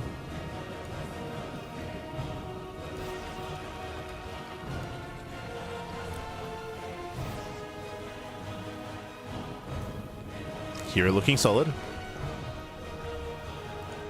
Percival stuck back at home, getting into ghost production. herO's rotating, getting a better angle, collapsing in the army. Oof. Yeah, it does catch out both Widow Mines. Juicy connections. The mine shots are good, but not good enough. Yeah, not good enough. herO snowballing out of control. Chases the army all the way back to the natural. Nice EMP. Yeah, it does EMP, does bottleneck. Zelda being cleaned up. Doesn't force friendly fire. And Percival holds. Wow, a very impressive defense here at the choke point. herO a little bit too ambitious here, trying to break through. Overconfident. Yeah, overconfident there from herO. Again, he didn't peel off into the mineral line, didn't get any SCV kills, or didn't get enough. herO's still in a better position, but Percival, he's holding. He's holding on, building up his ghosts, building up his Vikings. We have a Colossus on the horizon.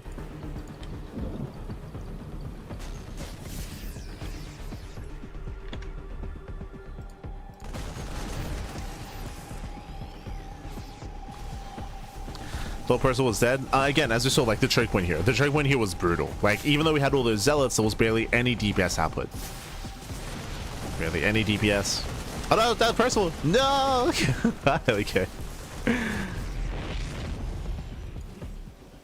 Percival's being active. That's going to be 7 dead SCVs.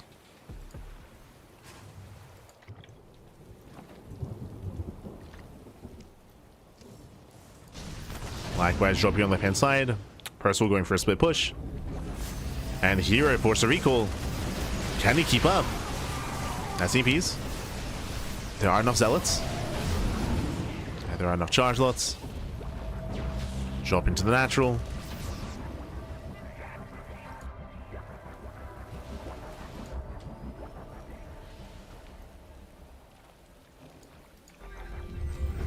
Oh, okay, does catch the medevac. herO cleans up.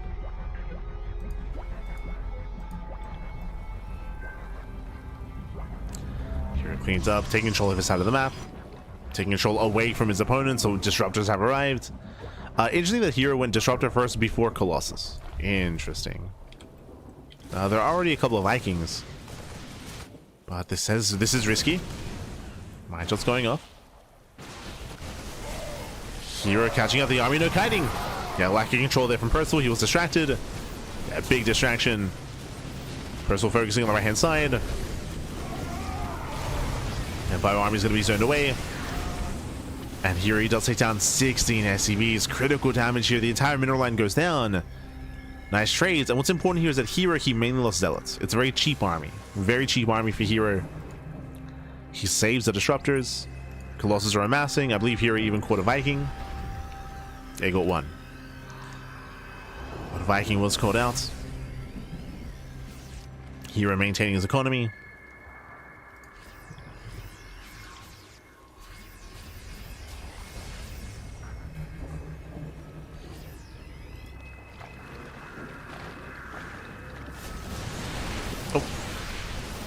Nice CPs. Yeah, we get some decent EPs, but once again, Percival bleeding out a lot of bio here. There's no mines to fall back on. Yeah, Wood production still underway. And here's army's getting out of hand. Up until this point, it was a mainly gateway composition, but now he's got his disruptors. Now he's got 3, soon to be 4 Colossus.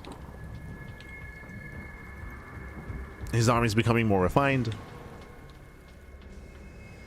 and more intense.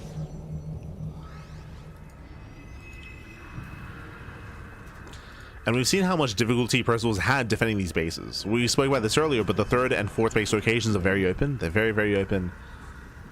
And we've seen some difficult defenses here from Percival. Here expanding on Percival's side of the map. Let's go. Okay, Marines, they do step in. Let's go. Gets into the mineral line. Here's out of position. Here he's looking for the main fight. Ooh. 2 mines just going off. But he does give chase. Yeah, he does give chase here. Looks like here he will abandon this expansion. He does warp in defensively back at home. Does warp in. Here he will hold. He will defend.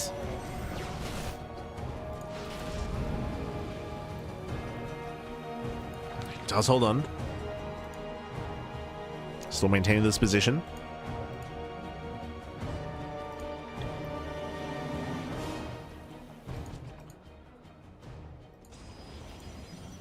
Yeah, it does maintain. Drop back into the mineral line. Here is out of position. Forces turn back around. Here's army off to the center. Having a hard time keeping up with Percival. But he's coming in from behind. Prism goes down. Colossus as well. Should be able to get one. And we're dropping in the main. Wow, we're dropping in the main base. Now, I believe recall is available. Yeah, we can recall. We can recall. There it is. It's quite late. The army can sim. No, gets a Colossus. Yeah, 3 Colossus goes down. How's a late recall from herO? Nova does graze the army. And can Percival get away? Uh-oh. Can he get away? No. He went too close. Yeah, he flew too close to the sun here. Percival, he's going to lose everything. Ay. I wasn't opposed to drop into the main, but he will not get away. He'll lose the entire army, and Percival, he plummets in supply. That was, what, 60 supply worth of army? Ay. And that did just kill him. That just killed Percival. The drop into the main base was not worth it. Or at least the way out of the main, the attempted retreat. And now hero's maxed. Now hero's maxed out. Pushing across the map. He'll break the initial 3rd. He's getting into the mineral line. Ooh, massive connection. And catching up 13 SCVs. Oh my god. Base goes down, and you just keep pushing. To be honest, here he can just keep on pushing. He's playing it safe. He's going to rotate. Doesn't need to. But he can rotate over towards the center.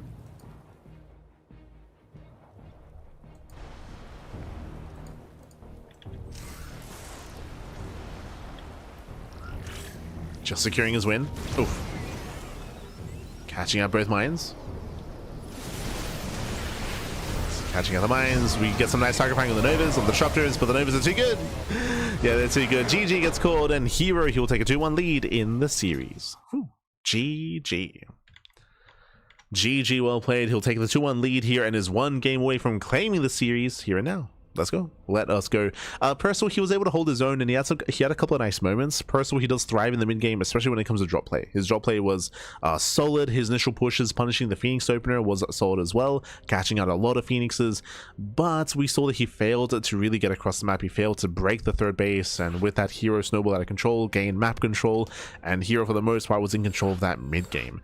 Percival had a couple of nice moments, don't get me wrong, but he was losing a lot of SCVs back at home. As we mentioned before, the defensive position at the third bases are very difficult on rainfall, and he was torn apart. So GG, well played. And with that, we're now getting into our next game. We're going to be loading into Washout. Let's go. As herO's on match point, and herO's 1 game away from claiming the series, we'll see if Percival can fight back and put a point on the board. Let's go. Let us go. On a mass, papi, on a mass.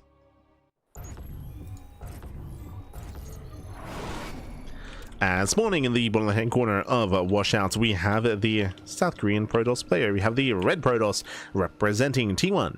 It is herO. And spawning in the right-hand corner, we have the South Korean Terran player. We have the blue Terran down in the series. We'll see if he can bounce back and force the ace match. It is Percival. Let's go. Let us go.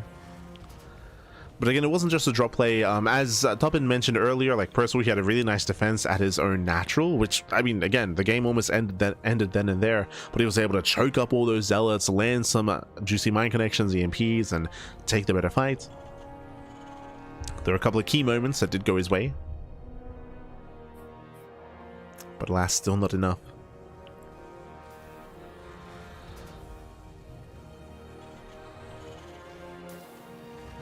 As we are getting into game number 4. Oh, opening up double gas. Okay. A double gas opener out of Percival. A more tech heavy start.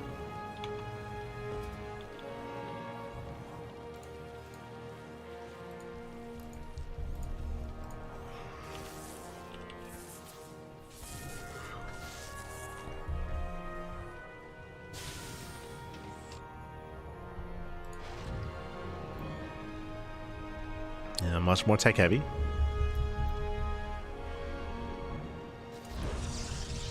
You are here going for a standard opener. And also welcome to Washout. Washout is one of the interesting maps in the map pool. I will say it does have some interesting features. We've still yet to really see it come into play, but we have gold patches. True, we have hybrid locations, hybrid expansions.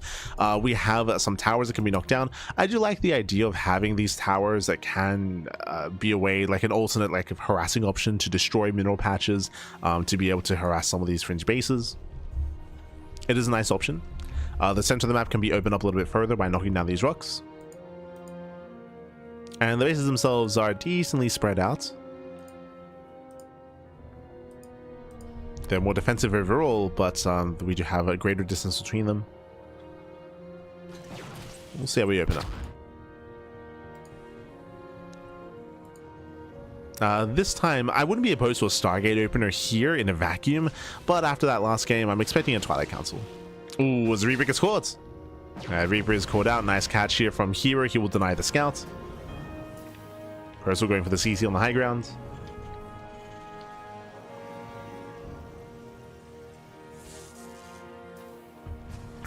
High ground CC.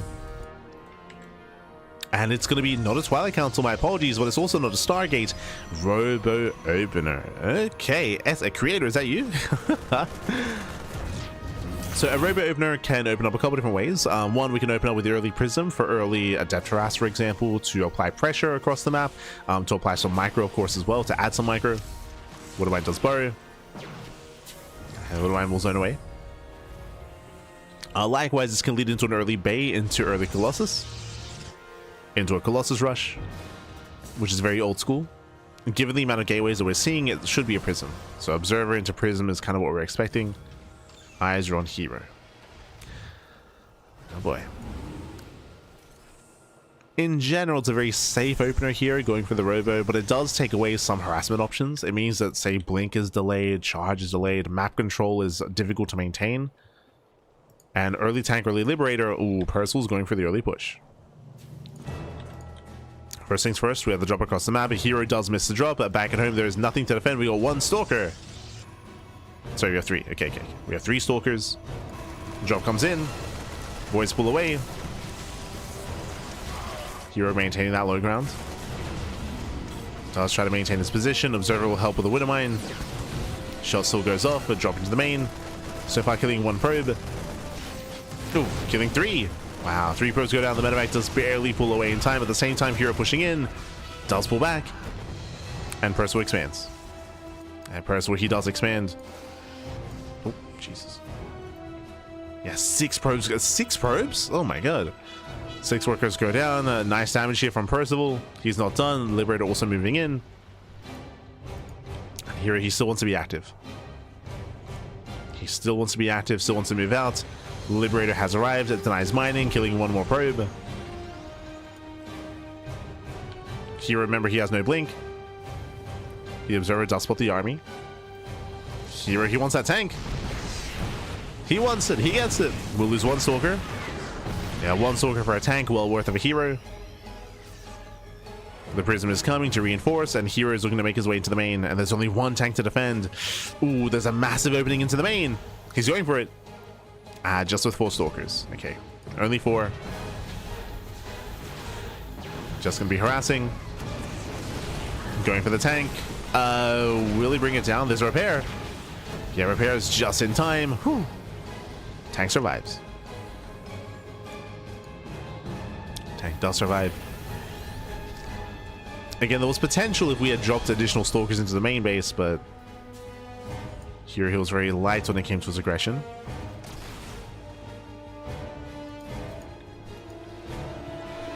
Now rotating over towards the natural.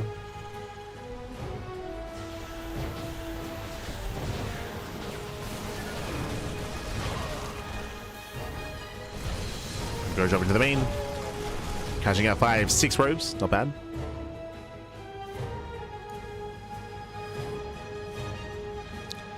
Six workers go down. Up.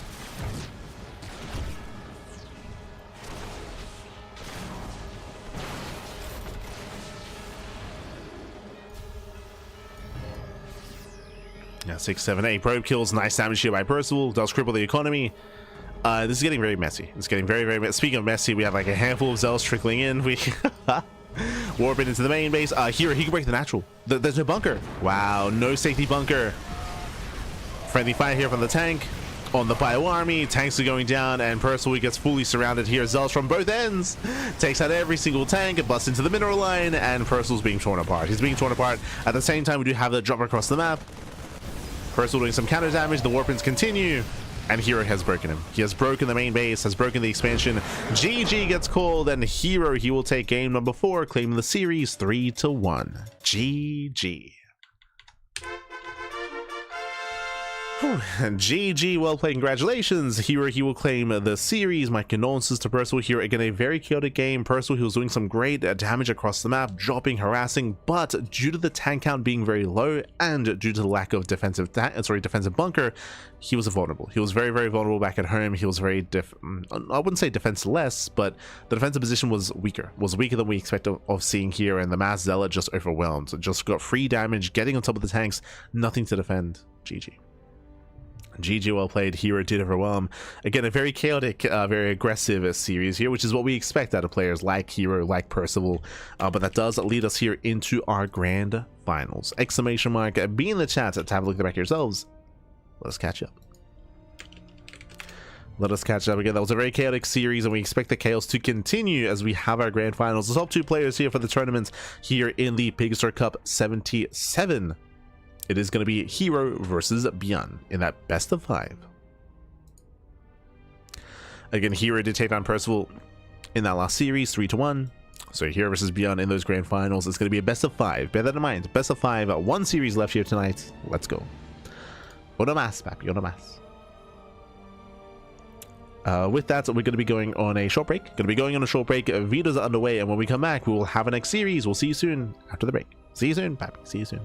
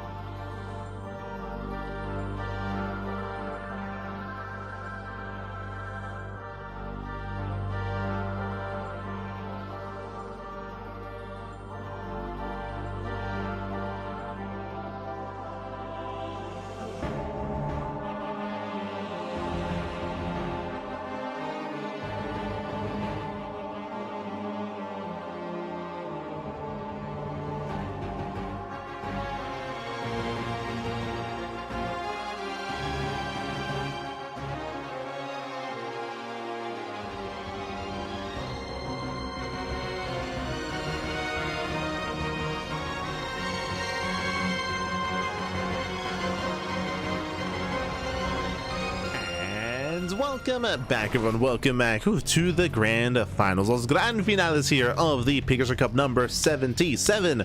We are here, we are back, we have returned with our fresh best of 5. We have our top 2 players here for the week. We have herO, we have ByuN, we have our Terran, we have our Protoss, we have our finals, and we have our new fresh TLMC 22 maps. Let's go. Spawning in the top left hand corner of Lumen, we have the South Korean Terran player. We have the blue Terran representing Shopify. It is ByuN. And spawning in the bottom right hand corner, we have his opponents. We have the South Korean Protoss player. We have the red Protoss representing T1. It is herO.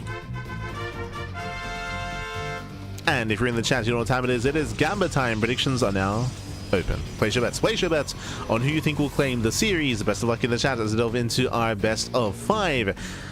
Oh boy, coming into this, herO is the favorite player, of course. He is the best Protoss player in the world, but ByuN, he can pose a threat, and we have been seeing a really chaotic tournament so far. It's been very, very chaotic. More importantly, because we have a fresh map pool, I mean, now we have to kind of play on the fly here. You know, there are different aspects of the maps that do favor certain styles, that do favor certain play, so we'll see how our players will approach this as we do have our hybrid expansions. Welcome to Lumen. Lumen has been in the map pool for a couple of weeks at this point, was in the previous PiGosaur map pool as well. We do have the hybrid expansion. We have our hybrid expansion here towards the natural location, where we have some gold patches and we have some regular patches as well. You can see here that we have a worker path. This is a pathway that only allows workers to actually move through, so you can expand quite quickly, but no other units can actually make their way towards the low ground, so you need to mine through these patches first. You can see here we have our patches that are slowly being mined out, so we can actually reinforce and protect this position. So again, we have our hybrid expansion here. We have the more standard natural base. Bearing in mind, when it comes to this hybrid location, it leads into another hybrid expansion as well. So that is a lot of gold minerals available early on in the game. as your natural and as your third. Likewise, the natural base here, or the hybrid expansion, is quite defendable, at least until the hybrid rocks get destroyed. Then this area becomes very open. Becomes very open from the south side, the north side, and the center as well. ByuN does scout with his Reaper, and he does confirm the hybrid location. Does confirm the expansion, dipping into the main base. Reaper, sorry, the Adept is on the way. One probe does go down. Gets one. That's one worker so far. Delaying the minerals being mined. Is going to be a Stargate open out of here. Bold move. Again, I'm still not very fond of going Stargate on these smaller maps. It is really risky. ByuN did go for a double gas opener. Double gas later CC. Also going for the hybrid expansion. Again, I feel like the temptation is too great. I feel like whenever we see bases, sorry, expansions, whenever we see players open up on Lumen, I feel like we have to go for that hybrid expansion. The only exception might be Zerg. Just because it takes so long to mine through this, but even then I feel like you want to be able to gain access.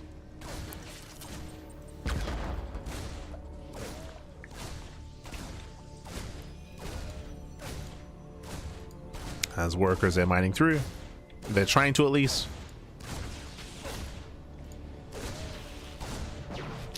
You can see that hero's mining inefficiently. He's just right clicking in this general area, so he was actually mining through some of the other patches, but regardless, does break out. Oh no, the Oracle! Ooh, the Oracle's within range, taking some, oh, barely no hull damage. Casito. Oracle has to be careful. Reaper does go down. And with that, hero holds. Here he holds, he deflects. Behind this, we do have our initial 2-1-1 setup here. Hyper aggression by ByuN. It makes sense considering the gold patches. It does make sense going for extra axes early. Hyper aggression. This looks like a 2-base all-in. Looks like a 2-base all-in out of ByuN. Marines being focused down. Catching out one Marine. And hero got a full scout. Hero, he did scout the second racks. So big moment here for hero. He does confirm the 2-1-1. Tanks are amassing. +1 is going to be on the way into stim, into combat shields. And again, this is going to be a very, very strong 2-base push. Again, 2-base all-in. Hero being so greedy. Twilight Council into additional gateways is going for a 4-gate setup into the third. Sorry, did I say 4? Sorry, 5 gateways. 5 gateways here into charge. Now, early charge does help. No, he has not mined through. He has not mined. No, he's not mined. The SCVs, they're vulnerable. Losing 1, 2, 3 SCVs. We got to work through those patches early. Yeah, he gets punished. He gets punished for it. Breaks the lock on. That's 5 SCVs going down. Very nice damage here by hero. And again, ByuN did not prioritize those patches. Not early enough.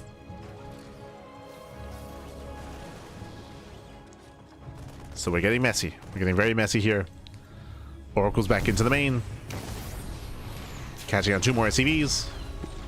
The scan will take down one of the Oracles. Nicely done. One Oracle does fall. But remember, we have mass zealots amassing. Mass shadows. I do like this. He's knocking down the debris early on so he can flank the army. He has a little bit more of an open area here. I do think that here is a little bit premature. Yeah, he's premature. Runs into the main army. Has to be careful. Dark Shrine is on the way. Because it's a 2-base all-in, that means that scans are limited. Here we go. The boys are being pulled. As I mentioned previously, here he confirmed the 2-base all-in earlier, so he knew. And we passed by each other. There's nothing to kill here, but he's going into the main. Yeah, he's diving into the main base. He can always try to recall back home. SCV is going to be going down, but here comes ByuN's main army, and was this the correct call to make? Does kill the SCVs, but that doesn't matter. Yeah, that does not matter. The main army gets across the map. Dark Shrine is not yet done. There's nothing at home to defend. Here he's almost supply blocked as well. Yeah, he's back. You can see here he's banking up at 700 minerals. He cannot spend his money. He's throwing down cannons. He can't spend his money. He's supply blocked. Yeah, big supply block for hero. The main base will fall, and that Dark Shrine may not finish. Yeah, you can see it's being focused down. At least it should be. Yeah. Is being targeted. Does fall. ByuN, he evacuates. And it's going to be a tough hold for hero. Hero, he cannot warp in. He has no production. He has 1 gateway. He has no production. These are the final buildings, but some of them are floating. He should be fine. He's going for the CCs. Going for the orbitals. We have to make the defense here at the cannons. Hero's out of position. Wow, he's out of position. He has to race back home, and now is not the time to be hunting down buildings. Tanks are within range of the cannons. Does Hero have enough to get on top of the tanks? He's going for it. He does pull the boys. The boys are being pulled. Nice target flank here on top of the stalkers. Tanks will be going down. Nice force fields. Locks down the army. Yeah, he locks down the army, and Hero he holds. Wow. Hero he does barely hold on here. GG gets called. ByuN has nothing left, and Hero takes game number 1. GG.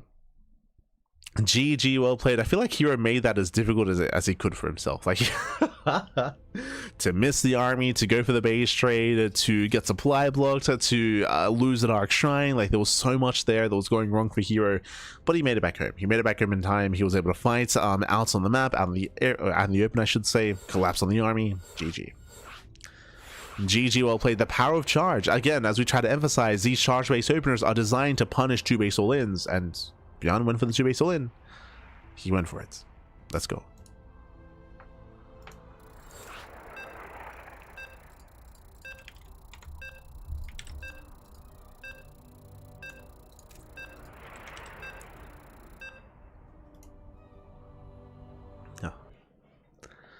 Here we go. We're getting into game number 2. Going to be loading into Eternity's Edge.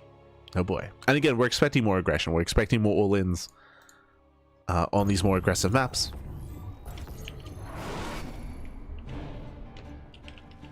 Let's go. And spawning in the top left hand corner of Eternity's Edge, we do have the South Korean Terran player. We have the blue Terran representing Shopify. It is ByuN. Oh, I did not add his team logo. My apologies. We'll fix that. And spawning in the bottom right hand corner, we have the South Korean Protoss player. We have the red Protoss representing T1. It is herO.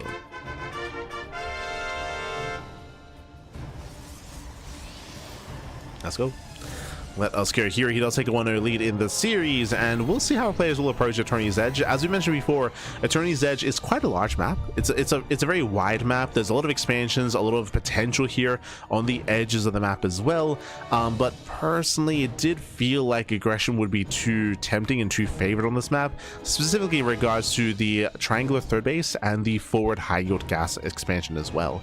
But we'll see. We'll see how our players will adjust. We'll see how they approach. We'll see if we are able to experience a bit of a longer game. For now, double gas. For now, double gas opener out of ByuN. Does open double gas.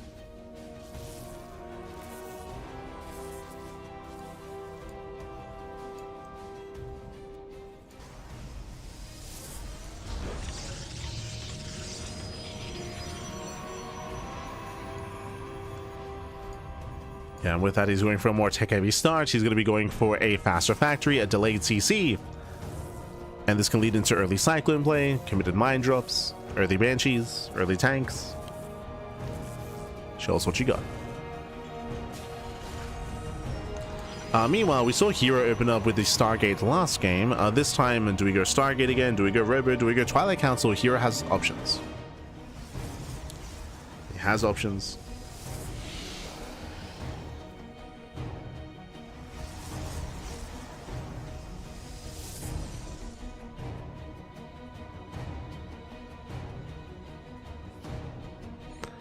We'll see what he commits into. So now, we are settling in. Initial Stalkers being chronoed. No Sentry, no Hallucination Scout. Oh, true, I forgot to mention this, but we do have this little alcove inside the main base to kind of high tech, to hide drops as well. There's that low ground CC. Twilight Council opener out of herO. Okay, we have our tech of choice, opening up Blink. Technically, we could see a charge base opener like last time, but I feel like there was a higher chance that we would see an all-in on Lumen, and herO did scouts before his tech, because it was a Stargate opener, so he could make that decision. Reapers, they do sit past the army. He's sipping in the natural, getting 1 probe so far. One probe kill. Reaper's a pull away.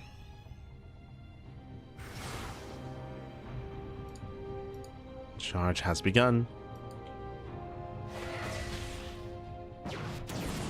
So once again, charge base opener. Here he's expecting aggression. Okay. Not blink. One Reaper does slip in. Slips into the main. Gets owned away. herO does not turn around. He's pushing towards a natural, and there's no bunker. There's no bunker. For now, the factory actually was being used to make add-ons. There's a Cyclone. Okay. There is that defensive Cyclone, thankfully. So with that Cyclone, ByuN should defend. Lock-on is broken. herO does pick up a couple of Marines. But the Cyclone barely gets away. One shot away. Cyclone does pull back, and ByuN holds. So very clutch hold here from ByuN. Losing that Cyclone would have been brutal, but does hold, does survive. herO going for the linear third. Okay. We're going for the linear expansion. If you recall, I was concerned that the triangular third base and the high yield expansion would be too tempting, but no, herO, he's calming down, going for a more standard expansion, a safer base. But remember, he's opening charge. He's opening up charge.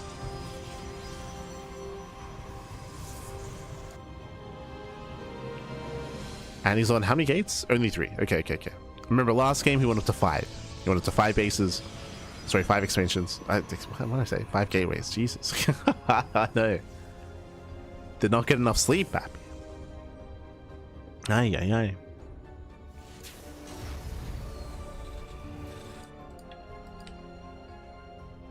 We have a Bay on the way. So building up to Colossus, so no extra gateway explosion. Just charge into Colossus. Into the mid game. Hey, let's go. We can experience the mid game. We can experience.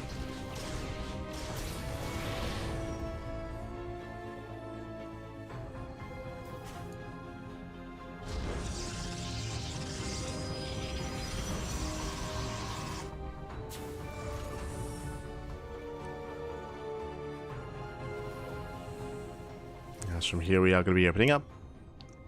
Drop play across the map.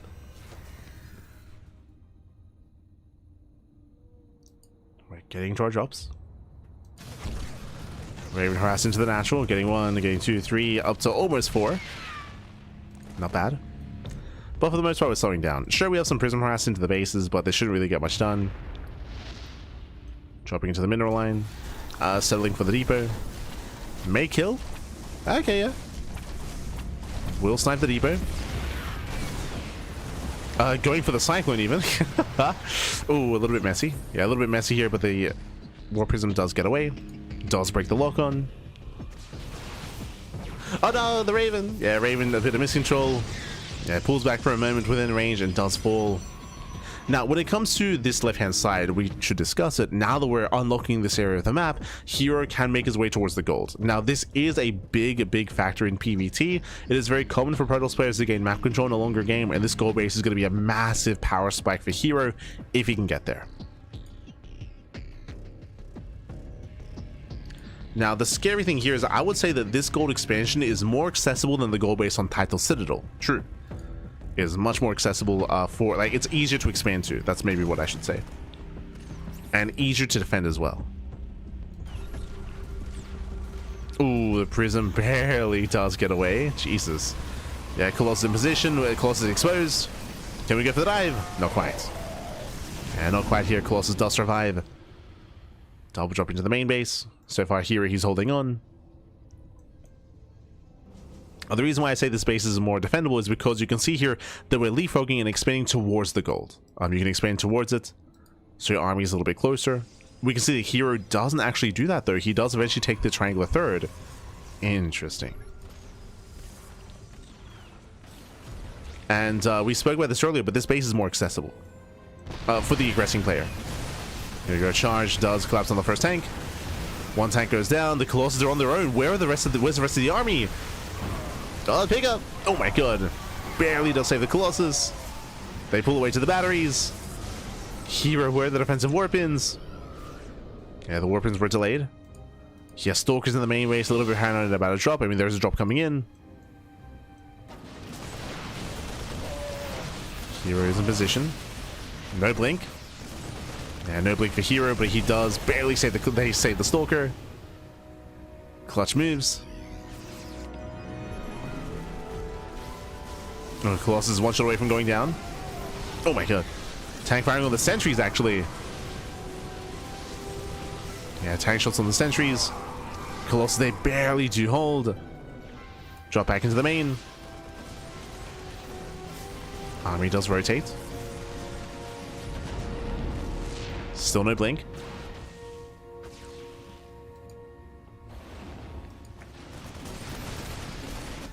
Still no blink, and herO holds. Now, what's a little bit scary here is that herO, he's finally able to get into blink himself, and he now has a 4-base economy. He's able to build up his probe counts, secure his army as well. It's been a very flimsy defense so far by herO. It's been very bare bones, and there's a world where ByuN could have killed by now, could have broken through the defensive line. But alas, with that herO, he does hold, he does defend. He's gone through the worst of it. And now we're embracing the mid game here. herO, he does not expand forward. He has yet to properly gain map control. Once he does, then this high yield gold and high yield gas bases can become online. Speaking of, hello. I think this might even be the first time that herO does notice the gold. Remember that these players, these like their first games on these maps, so they're exploring the maps for the first time. And yep, herO, he wants that gold.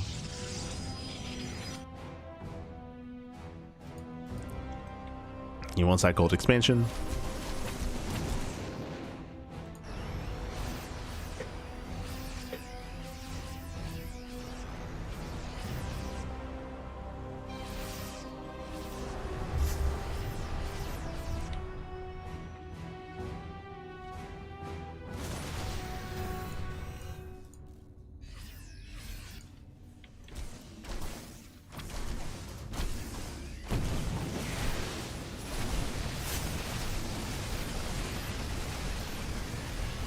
So that one right doesn't really get much done. 5 SCVs, sorry, 6.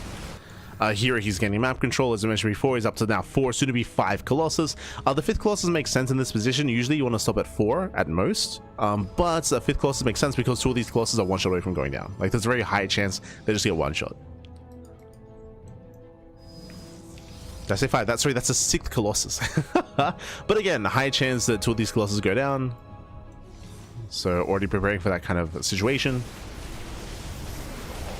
Blinking on forward, ByuN is out of position. Now stepping in. Does get within range, gets 1. Yeah, 1 Colossus goes down instantly. He gets 1, he gets 2. 2 Colossi do fall. Vikings going ham, not many Stalkers, not much anti-air. And the Vikings, they take down more and more Colossus. There's 1 Colossus left. And ByuN is holding. Yeah, ByuN, he's holding, cleans up all the Colossi. Again, there were only 4 Stalkers. Like, there was barely any anti-air. And ByuN completely shuts down the army. This was not the fight to take. herO, he throws everything away. He threw it all away. And now ByuN can A-move. ByuN, he just walked across the map. Again, herO, he just had no support for his Colossus. He had nothing to do with the Vikings. The Vikings, they just got free damage. Just free shots on every single Colossus. You know, just far too zealot heavy when it comes to herO's composition. I mean, he has no gas. He has no gases at any expansion. Jesus. That's why herO couldn't afford any Stalkers. He has no gas income. Colossus goes down. Zealots are having a bit of a better fight. Okay. They're getting on top of the ghosts. The Swarm Toss. He's coming in. Aim if he just send it. Send it all across the map. Keep going. Don't stop. They're liberators though. Oof. Zealots, they don't shoot up. They do not shoot up. Very nice choke point. Very nice SimCity. herO, he cannot break this position. It cannot happen. Still no gases. herO, he's on 3 gas geysers. Finally, gases are being taken. herO now recognizes that he cannot end the game. He cannot kill. He cannot kill. That will not happen. Liberation has arrived. Gold base gets spotted. ByuN, he will punish. At the same time, herO is moving in. Oh, there is a route directly in between the bases. Doesn't go for it. Yeah, it doesn't go for it. herO, he will lose his expansion. He recalls. Recalls back home. Does save the base. Okay. I'll save the Nexus. Maintain the gold economy. I wasn't sure he could, but he is holding on to it. Once again, though, we need more Stalkers. We need more anti-air. Massive EMPs. There's still only 4 Stalkers available. You cannot push into those liberation zones. And we're getting up to 8 Liberators.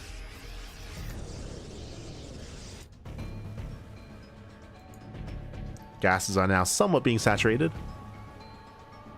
Here are taking more bases. These are regular expansions. Accelerate on by, find some damage, I guess. Yeah, gets a gas geyser, gets a couple of SCVs. Supply blocks ByuN, true. Does supply block. ByuN, it looks like he will kill the expansion, but we see here coming in from behind. He does open a couple of extra Stalkers, and do we just base trade? Yeah, we just base trade. Okay, we just we're trading bases. Go base goes down at the same time. Here he's going for the kill, going for the planetary. This expansion means that much more for ByuN. Hero has plenty of bases, ByuN does not. So massive pickup, ByuN turns around.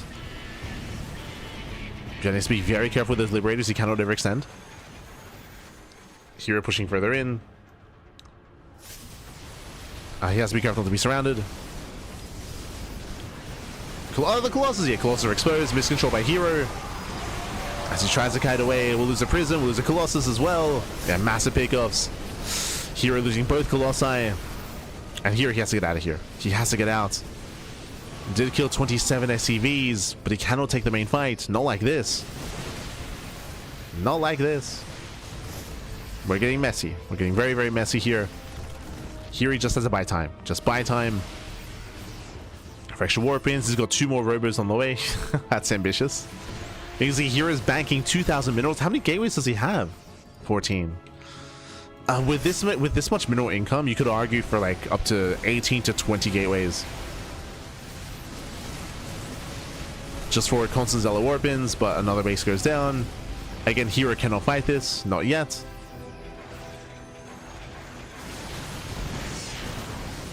Oof. Hero does get 1 Liberator. Oh no! Sorry, Colossus does pull away. Expansion goes down. Hero retaking the gold.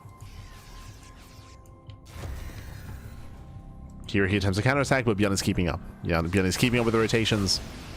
We'll lose 1 Liberator.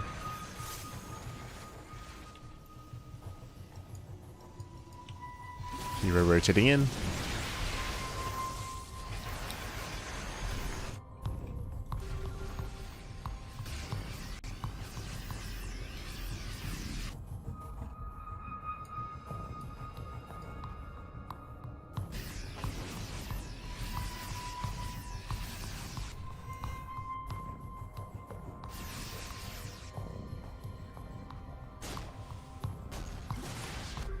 As once again we rotate, once again base trade.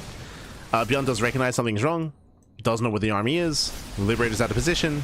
I say that there are 3 Liberators. Yeah, 3 Liberators. He does blink in, he gets 1, 2, he gets all 3.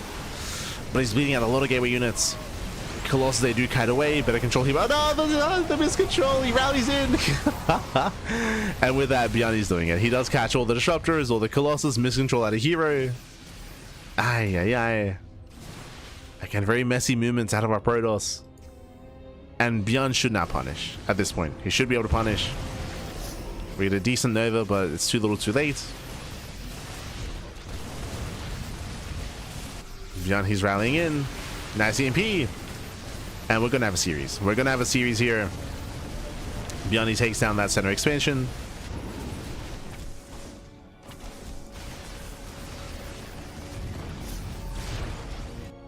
Takes down the center bases.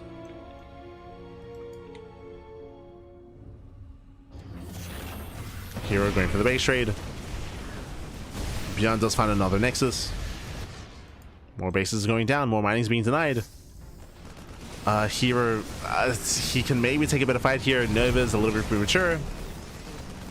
Disruptor's going down.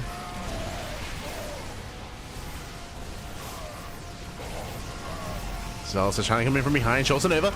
The Nova! Oh my god, nice connection. Yeah, nice connection with the Nova, but it might not be enough here. Yeah, nice splits against the Disruptors. These Novas are inefficient. And with that, herO will lose the final army. He will lose the final army. Bleeding out more disruptors. Still rallying across the map. And here he lost the economy. He lost 2 bases on the right. He lost the gold expansion as well. He has 1 base on the top side, which is allowing him to stay somewhat alive.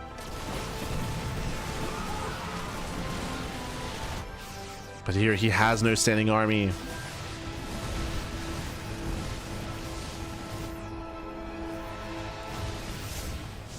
And with that, ByuN breaks through. He breaks through, he overwhelms. Chasing down all the workers. And here he's helping a bit of copium here with these stalkers. Doing what he can.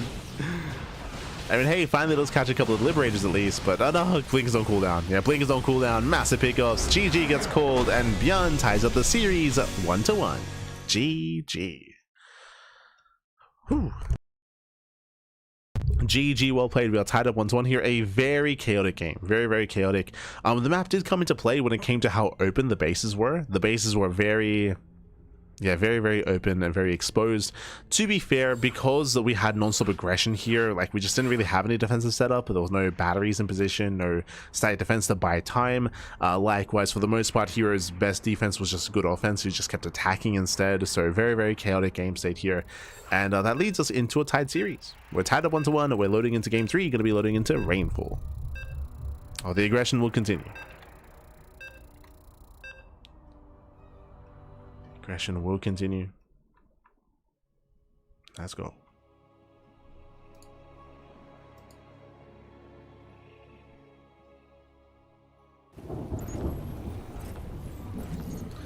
It weirds me out, even top protocols don't seem to micro-stalk and shoot Vikings, but the Colossus. That is not true. Players like Max, herO, and Classic do actually do this intentionally. If you watch their games.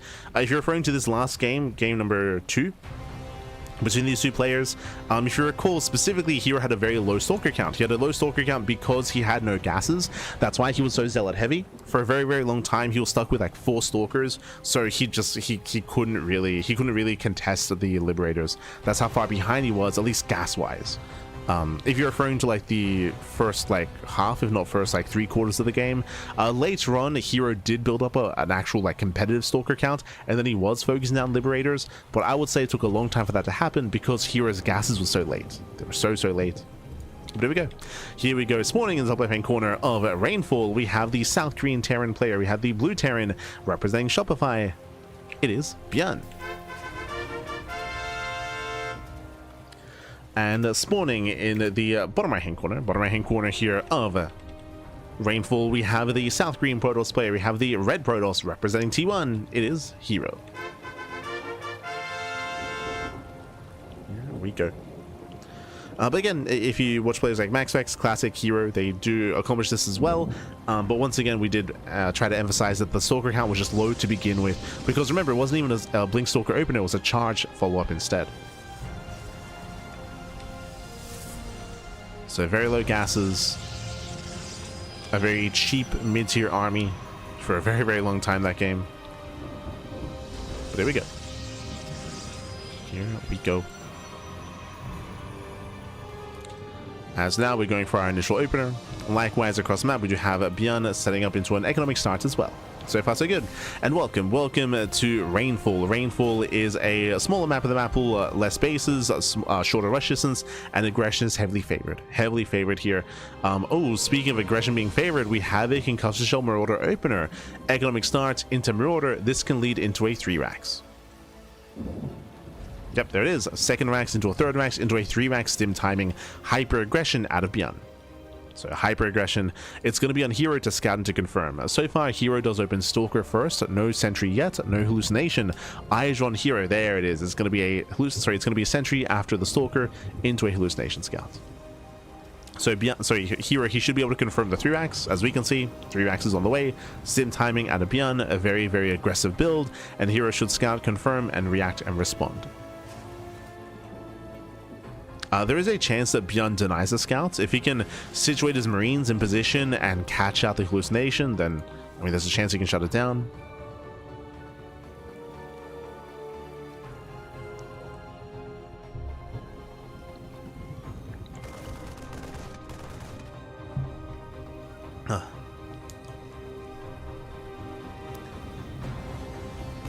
As he does get a full scout, does confirm, does scout all 3 Raxes and the eBay as well. ByuN trying to catch out the initial Stalker. There is no battery. Yeah, cheeky moves there by ByuN. herO pulls away. Attentive to detail here. So herO is attentive. Pulls away. Now he's hunting for the Marauder.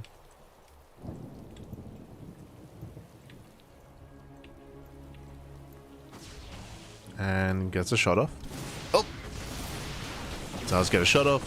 And will lose a Stalker in the process. And he does get one Marauder. On the force field, he gets both. Wow, both Marauders go down. Better trade for herO. Better trade here, catching 2 Marauders and a Marine for 1 Stalker. Ay, ay, ay. Very clutch force field.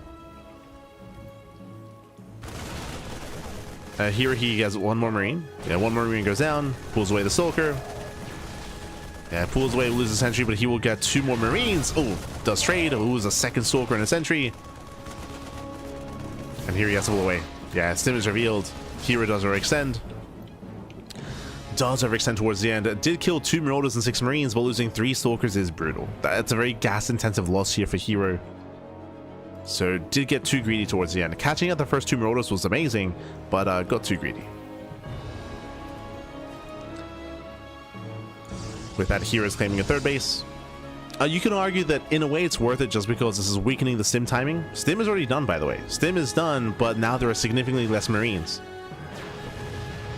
Less Marines to work with. Oh, blinks away.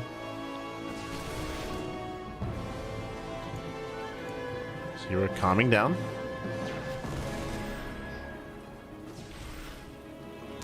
Just free shots off. Nibbling away at the army. Behind this, going into a very charge heavy composition, or sorry, I should say a gateway heavy composition.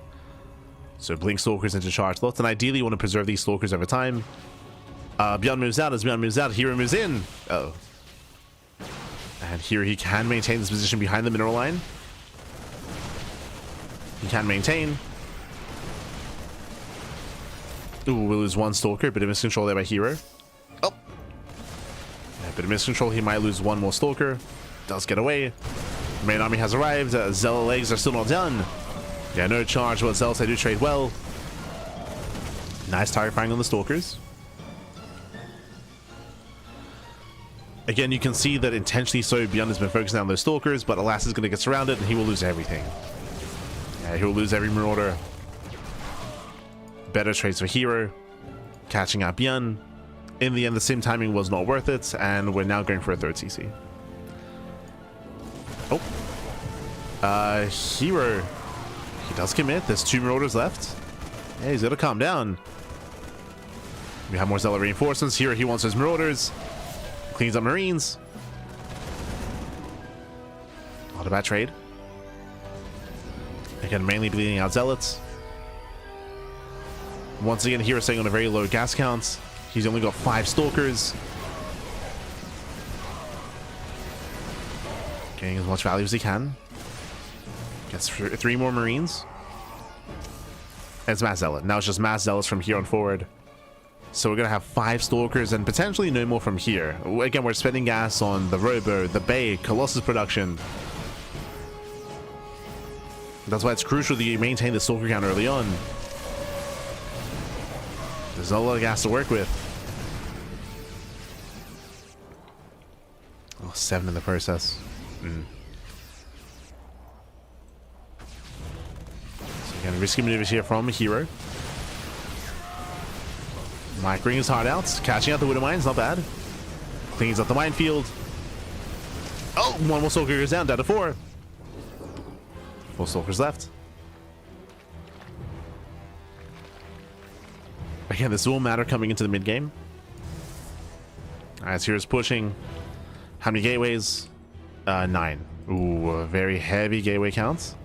But he does have his 2 Robos ready for Colossus. Just needs the gas. There we go, making 2 Colossus at a time. As ByuN moves out, Prism moves in. The reinforces the position. Here is supply blocked. Oof. Yeah, here is supply blocked. Ideally, he wanted more zealots. One of mine's almost getting called out.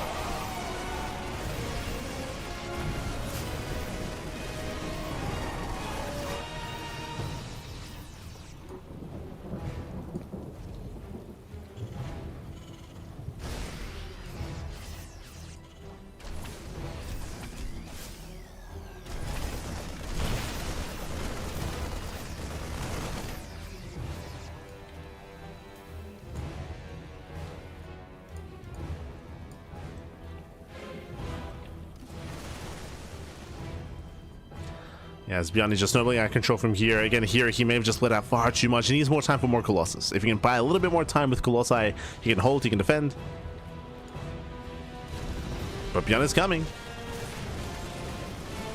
Here is still supply block by the Jesus. Yeah, brutal supply block. Pylons only now being thrown down. This supply block has been lasting a while. Ay, ay, ay. Este supply block.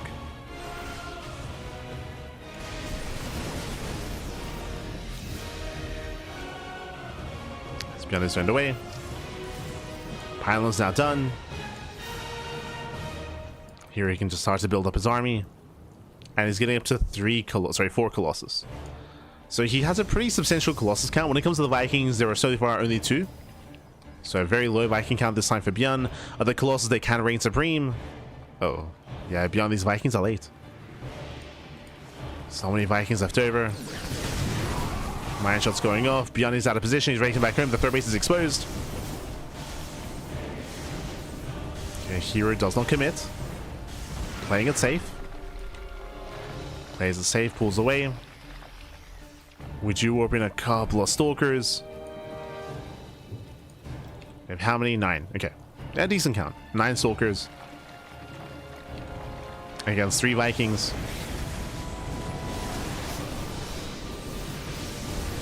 Here's poking in. Viking shots down the first Colossus. Yeah, Vikings overextend. All 3 Vikings will go down. Ooh, yeah, miscontrol there by ByuN. Does lose all 4 Vikings. Sorry, all 3 Vikings. There's 1 left. Yeah, 1 remaining, and this time herO overwhelms. Here, he overwhelms the army. Catching out all the Vikings. Does he save the Colossus? Oh, he does. Yeah, he micros back. There's still 4 Colossus remaining. Oh, did I speak too soon? Nah, he's fine. Yeah, he's fine. With that herO, he overwhelms. He breaks the position. ByuN has been broken. All 4 Colossus, they still reign supreme. And GG gets called. GG gets called. And herO, he will take a 2-1 lead in the series. GG. Whew. GG, well played. With that herO, he is 1 game away from claiming the series here. And now we'll see if ByuN can bounce back. See if he can bounce back.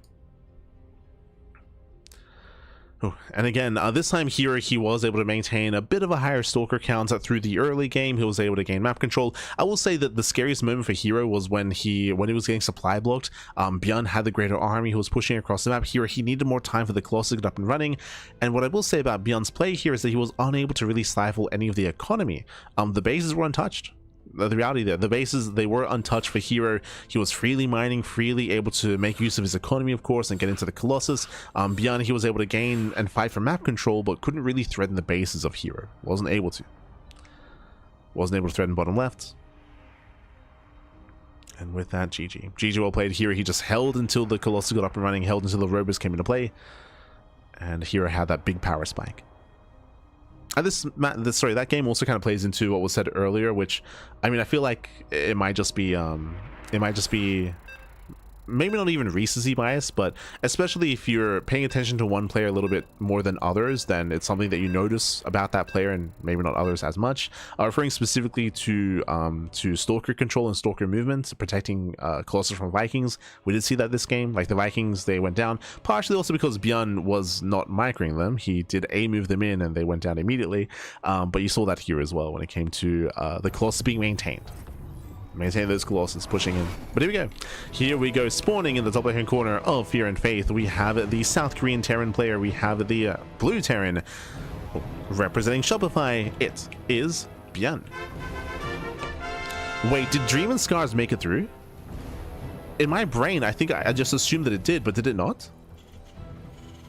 No shot. Hold on, I have to double check quickly here. Exarch.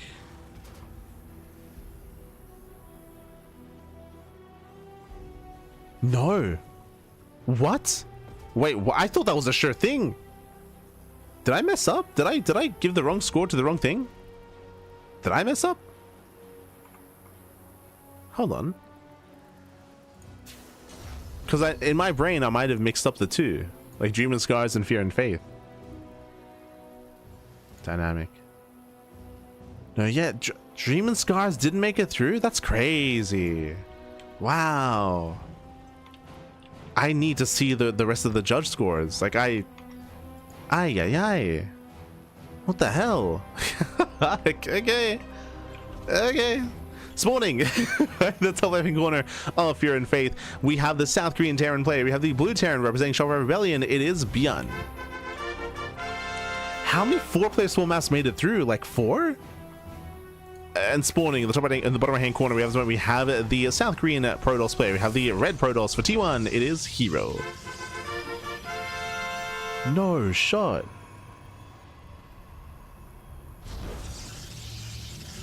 Okay, we had Exarch.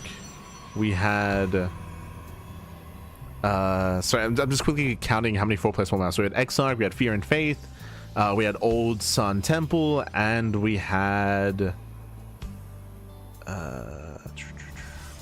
okay, just three. Old Sun Temple made it through as well. Jesus. I can't believe Dream and Scars is a really fun map. Like what the hell? Okay. But welcome to Fear and Faith. For those that are unaware, sorry, I'm kind of getting lost in the sauce here. Double gas opener, interesting choice. Double gas opener into a faster factory. Welcome to a 4-player spawn map. You can spawn in top left, top right, bottom left, and bottom right as well. So 4 possible spawn locations. Now, a way to help when it comes to scouting. herO does scout immediately, by the way.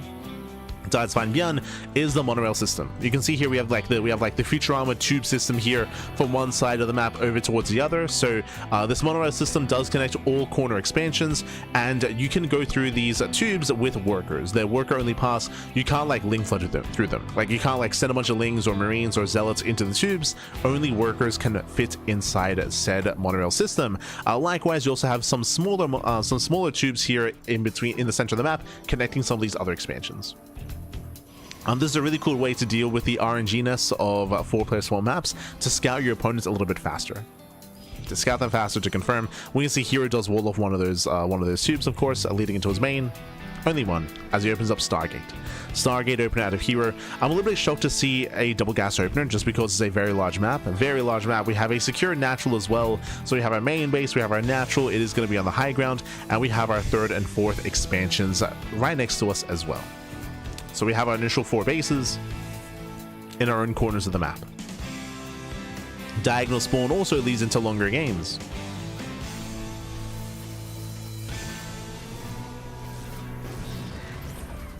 But yeah, I'm a little bit shocked that Dream and Scars didn't make it through. Is a forced cross spawn? No. It's you can have close spawns as well. I mean that's the purpose of the monorail system, to be able to scout for that sort of thing. So you can spawn in any location. Any location.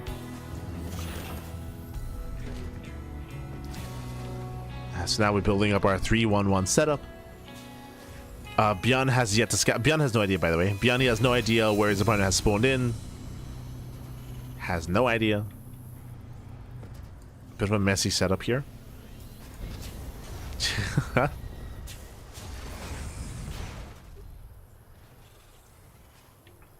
We're building up into the mid game. Here, just checking with ninja expansions, just in case. Don't blame him. Again, it's a very large map, so making sure there are no ninja bases. Just making sure. Going double forge, hyper creed out of herO. Stargate opener into a 3rd base, into double forge, into blink, into Twilight Council, delayed blink, of course, as well. Yeah, a lot of greed. hero's poking in. The tank is exposed. Oh no, he's gonna get it. Yeah, one more volley. Tank goes down. Ay, that should not have happened. But again, I mentioned before, like, it does feel very messy. The SimCity, I mean, here for ByuN. It's their first game playing, right? It's their first game playing. Takes a while to get used to it.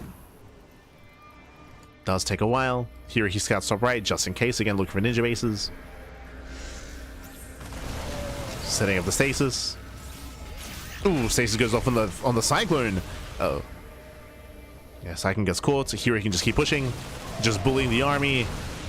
And I was hoping for a longer game here, but ByuN is struggling here in the early game. At the same time, Raven does get across the map. Does scout. Additional supply depots required. Ooh, Oracle goes down as well. Okay, we have a back and forth. 5 probe kills and the Oracle. herO just rushing into his 4th base. Again, hyper greed out of herO. Now, bear this in mind. The supplies are deceiving you. The soup does lie. herO, he is down in supply right now, but that's because he's been so greedy. Fast 3rd, fast 4th, fast upgrades. This means that herO, he will snowball out of control in the mid game. Nice force fields. A nice force fields. ByuN is pushing herO now, though, and there's a window in time where herO is vulnerable. herO is vulnerable. He has been very greedy this game. Remember, he's getting a 4th, as ByuN is only on 2 bases, by the way. ByuN is only on 2 expansions. And ByuN is pushing. And this is his moment. This is it. Ah, drop play. So instead of going for the main push, which I would have favored, he's going for drops instead. He's going for a split push. Does catch out a Stalker. Second Stalker goes down. Doesn't focus on the Cyclone. Drop does scout the 4th. And here is being pulled apart. Yeah, here is being pulled apart here. Probe's going to be going down. There's a recall back home. Desperation recall. It's going to be a messy defense here for herO. It's getting messy. ByuN is pushing. Now jumping into the natural. herO scrambling for defense. Phoenix goes down. He gets the Phoenix. He gets one at least. Oh no! Oof. Does catch a full medevac. ByuN getting his own 3rd base on location. And on the one hand, ByuN, he got a lot of damage, right? So far this game, 15 probe kills. Like, this is good. This is great. ByuN, he's still very far behind, economically at least. Like, he still needs more damage. And because of the diagonal spawns, because of the cross spawns, I mean, ByuN, his reinforcements are delayed. Like, he's got to push. He's got to rally. Oh, herO not paying attention. We'll lose 1 Stalker. Late reaction out of herO. Losing 1 Stalker. ByuN is pushing. Ooh, he does overextend. Losing a Cyclone. Army does stim in. He gets up the ramp. Wow, he gets up the ramp and going for the pylon. Depowers the gateways. herO, he has to go through the minefield. The mine shots. Oh my god. Yeah, herO, his defense here is shaky. It's shaky, it's messy. We need more zealots. Again, here he's caught up by the reinforcements. Charge loss now trickling in. And here he may have just lost too much. Yeah, he may have just lost too much here. hero's hyper greed was not worth it. As he's losing everything, the boys are being pulled. Stalker's going to be focused down. And we're going to the ace match. Yeah, we're going to the ace match here. 13, 14, 15, 20 probe kills. Ay, ay, ay. And again, the whole point of hero's build was to be greedy, and he has lost that greed. He's lost that economic advantage that he once had. So now he has no advantage.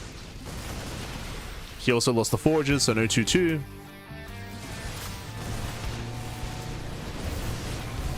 And ByuN is snowballing out of control.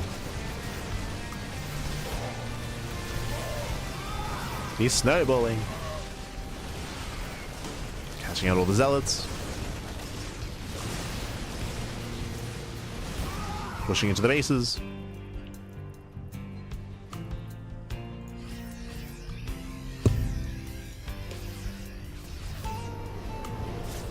Once again, there's no pressure on ByuN. At this point, the damage has been done. ByuN can just back off. He can just back off, claim his third, work towards a 4th CC, consolidate his army. There is 4 CCs on the way. It's going to be on location. And ByuN can just out-macro. He can just outscale at this point. He can just outscale hero. Again, hero, he was so greedy this game, and he did not get away with it.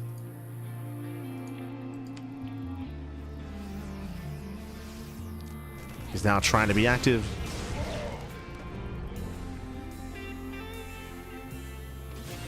trying to maintain a presence on the map. Gonna be shut down.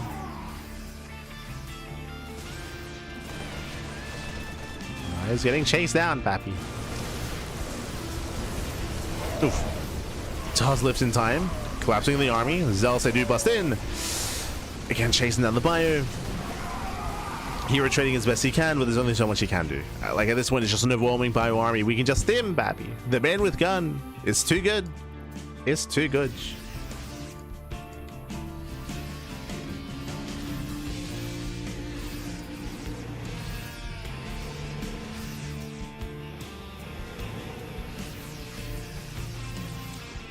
The best that Hero can hope for is to force the army to turn around. So he's going for a big backstab. And again, this is the best chance here that Hero has. Catching reinforcements. It's going to be a one-way trip. Stalkers pull away. Zealots peel off into the third, into the mineral line. And again, this is just desperation out of Hero. He's doing damage though. Okay, the main army moves in. Nice control. Zealots are popping up. Hopes to micro in the mineral lines. Ooh, every Stalker gets shut down. 20 SCV kills. No Marines in position. Okay. And again, this would have been good damage if Hero had the economy. But he's still rebuilding probes. He's still getting his own 5th base up and running. But he does force ByuN back. He's buying time. Hero's building up Zealots. We now have double robe on the way. Again, it's so late here, but he's working towards Colossus. Hero still needs more time. Now, these have been impressive moves out of Hero. True. Like, he has bought time, he has dealt economic damage. But ByuN's main army is still superior. Like, he still has a stronger main army. And he still will win a head-on fight. Hero cannot engage. Not like this. No! Oh, God. Yeah, losing Phoenixes. Hero, calm down.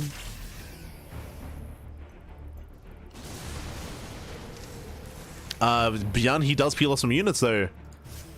Peels off a drop. Hero, how does he respond?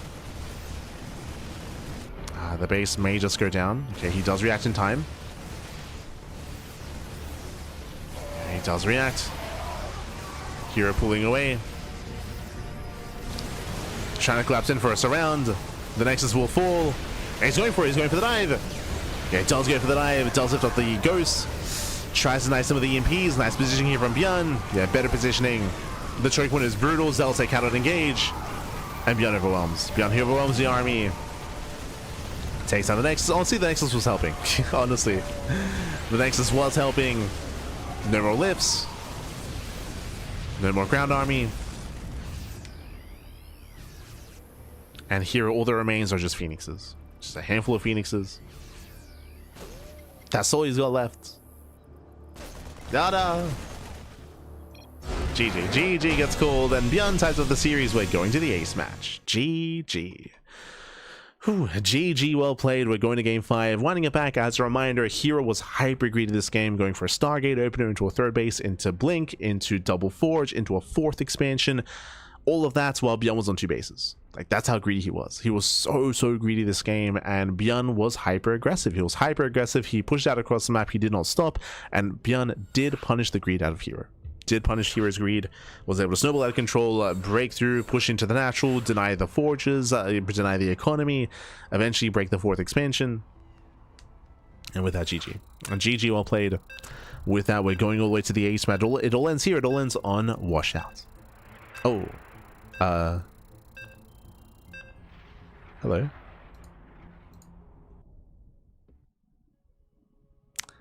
So, I do have to fix my camera. What happened? What? Hold on, I gotta unplug and replug my camera. Un momento.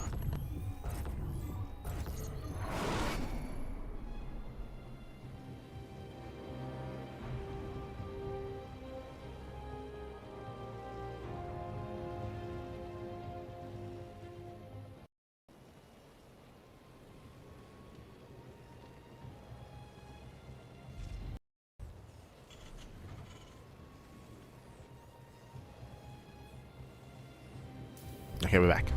We are back and spawning in the bottom left-hand corner of Washout. We have the South Korean Terran player. We have the blue Terran representing Shopify. It is ByuN.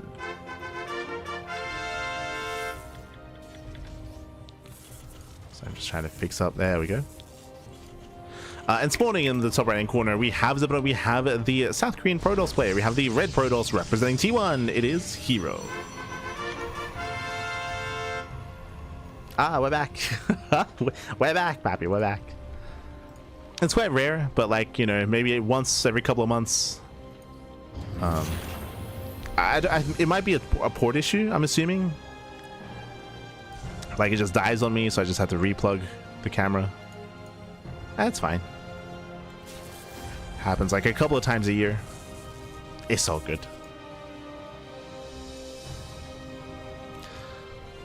So now we're going to be opening up, and welcome on to Washout. Washout has a longer rush distance by ground compared to some of these other rush maps, of course. Does have a secure 3- and 4-way setup. The distance between the bases is a little bit longer, so it can be a little bit more difficult to defend those locations, and we'll see how our players will approach Washout.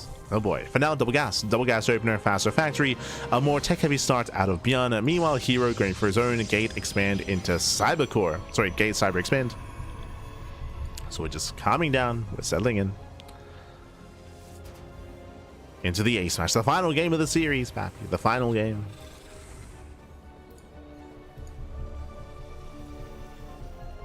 Frozen camera, yeah, it's all good, it's all good. Did fix it. Might be a port issue, it might just be an issue about just leaving the PC on for extended periods of time. I don't know. But it's all good.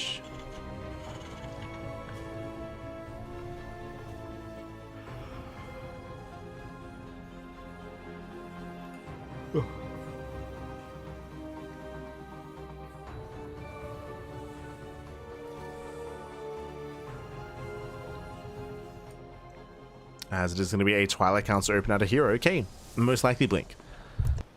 We're leaning towards Blink here. Leaning towards the standard opener. Yo, Shatter Monster.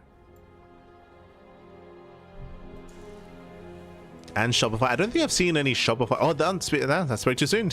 I was going to say, I don't think I've seen any Shopify billboards, but there they are. Yo, the Shopify billboards on ByuN's base as well. True, true. And Monster, of course. For those who don't know, shouts to both Shopify and Monster. They're both the sponsors for the Team Liquid map contest. That is why their logos are on the TLMC maps. So big shout to Shopify, to Monster. I mean, Monster's been sponsoring for a very, very long time. Shopify, they're a new sponsor, relatively new.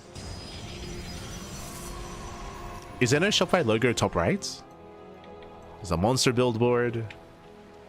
Monster billboard here. Monster here. Ah, there it is. I was like, where's the Shopify back? It's up here towards the left hand side. It's like we have the Monster side and we have the Shopify side. True, true.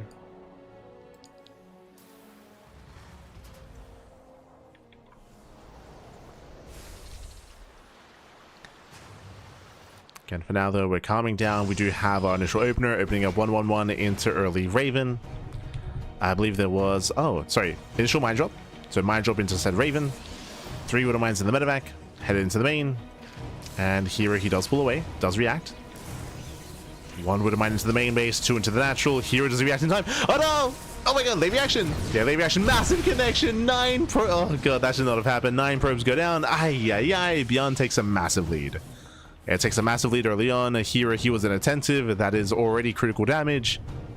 And ByuN, sorry, herO falls behind. Here he falls behind. Again, these Widow Mines should not be doing any more than 3 probe kills. Getting 9 is brutal. And it's still not done. He's still not done. A little bit premature here, but nah, the Widow Mines they borrow. Ooh, 4 more probes. 13 kills in total. That's too much. That's far too much here. The pressure's on herO. How many gateways do we have? 3.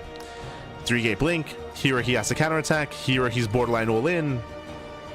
He's borderline all in. He needs to reinforce across the map. He has to break his opponents. Back at home, what do we have? We have a tank here at home. We have 1 bunker on the low ground. Marines are in position. So far, ByuN has a good position. He has a good defensive position. Raven harass here towards the top side. herO blinks in. Denies one of the add-ons.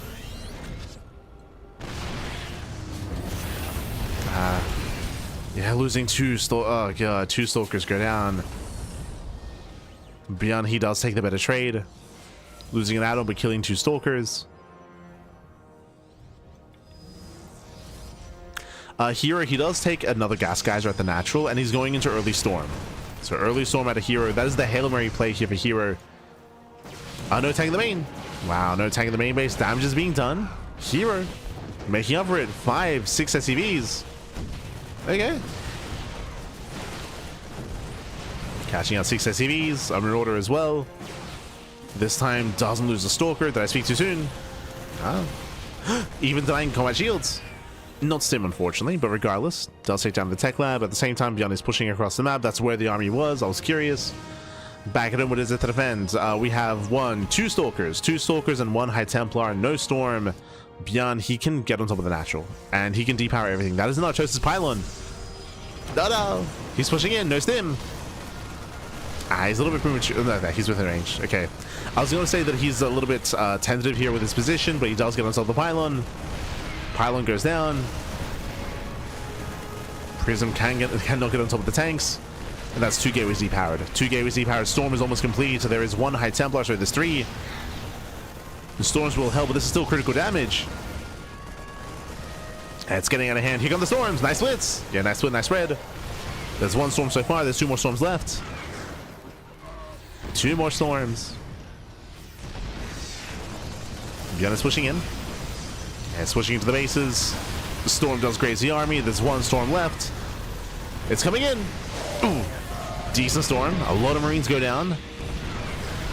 A lot of Marines do fall, but this is still getting out of hand. 3rd TC is on the way. Academy is on the way. ByuN, he's not all in. Remember that. He's not all in. Oh my god, a massive storm. Oh, the Archon. Archon pulls away. Reinforcements are coming, and ByuN may just end it. He may just end it here and now. As you mentioned, it all came down to the harass earlier. It all came down to the 13 probe kills to the Wintermine drop. Like, that was game-ending damage. herO took a chance rushing into Storm, but it was not good enough. Now we're collapsing in. Reinforcements arrive just in time. 1 tank goes down. Only 1. He gets 1. He gets 2 tanks. Does he get all 3? Barely. Barely gets all 3 tanks, but even then he will lose the entire army. Marines, they stim in. They're going for the expansion. Kills the natural. Massive pickup. Gets the Archon as well. Oh my god. Oh, we're rallying SCVs? ByuN, we gotta calm down. Oh, we gotta calm down. ByuN panicking a little bit.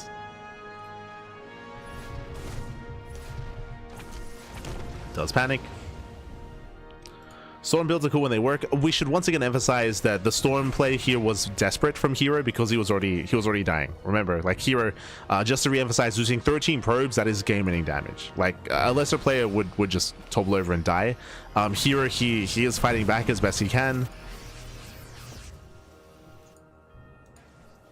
But herO, he was behind after that opener. So the Storm was like a Hail Mary play. Like it was like a big gamble from herO to try to rush Storm.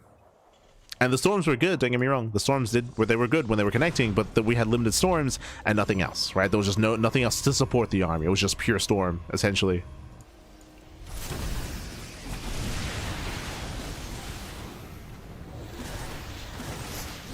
And with that, ByuN, he has a base lead, he has the worker lead, he has the economic lead. Ahead in every aspect, better upgrades. He has 1-1 against 0-0 for herO. ByuN has Ghost already. He has the answer to the High Templar. That's a lot of Templar, that's a lot of Storm, but once again, it's only Storm. Like, the Storms are the only thing that herO has. That's all he's got. Oh, EMPs. Yeah, Ghost, they're sharking around. They're hunting for the High Templar, hunting for the EMP.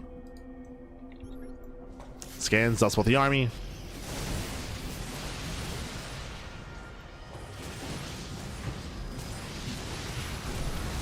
Does scan EMP lands on 1 High Templar, so on 2. It does catch out 2. There's 5 High Templar left. 1 High Templar does lead. Ooh, Prism goes down. crazy EMP.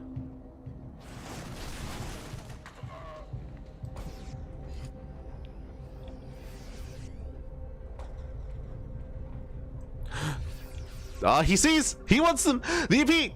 Oh, not quite. Yeah, not quite from the high ground. Cheeky moves there by ByuN. Oh, he's coming in! He's dropping! One EMP! Oh, he lands! Cashing out two White Templar. There's still 3 Templar left. Cheeky moves out of ByuN. You can see here he has to get the hell out of here. He has to race back. Again, the High Templar, the only thing keeping him alive in this game. And even then, he's not really living. Like, ByuN's almost maxed. Like,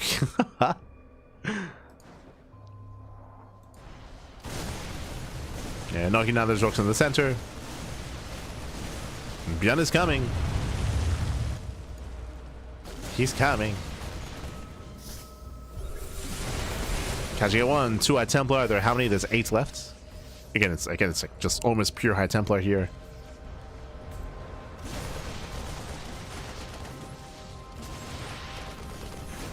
ByuN coming in. Oh, he's chasing. Oh, lands EMP. Yeah, massive EMP. There's no detection. There's the first storm. Snipes moving up. And there's 3 storms left.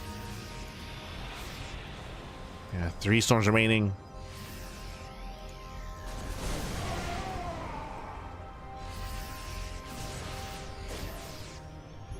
You can see the dance here between the Templar and the army.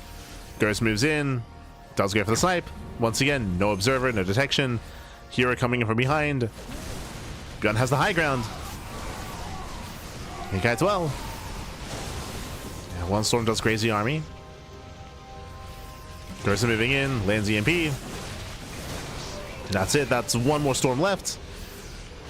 This is one Templar. 1 Templar left with energy. That was the final storm. And now we can just A-move. Now we can just A-move. You can see these are the only other Templar. There's not enough energy for a storm. Actually, I say that there's 1 left. there's 1 High Templar with energy. This one here in the center. 1 more storm. No! Never mind. 0 storms remaining. And ByuN can just A-move. Again, he's maxed. ByuN is maxed out. He's up 80 supply. He can just A-move. We might have an NG overcharge. Oh god, never mind.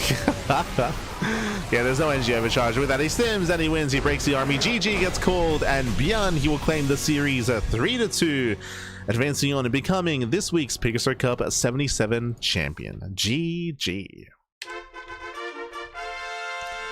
Whew. GG, well played. Congratulations, ByuN. He does claim the series, went all the way to the ace match, but again, herO, he had a very rough start.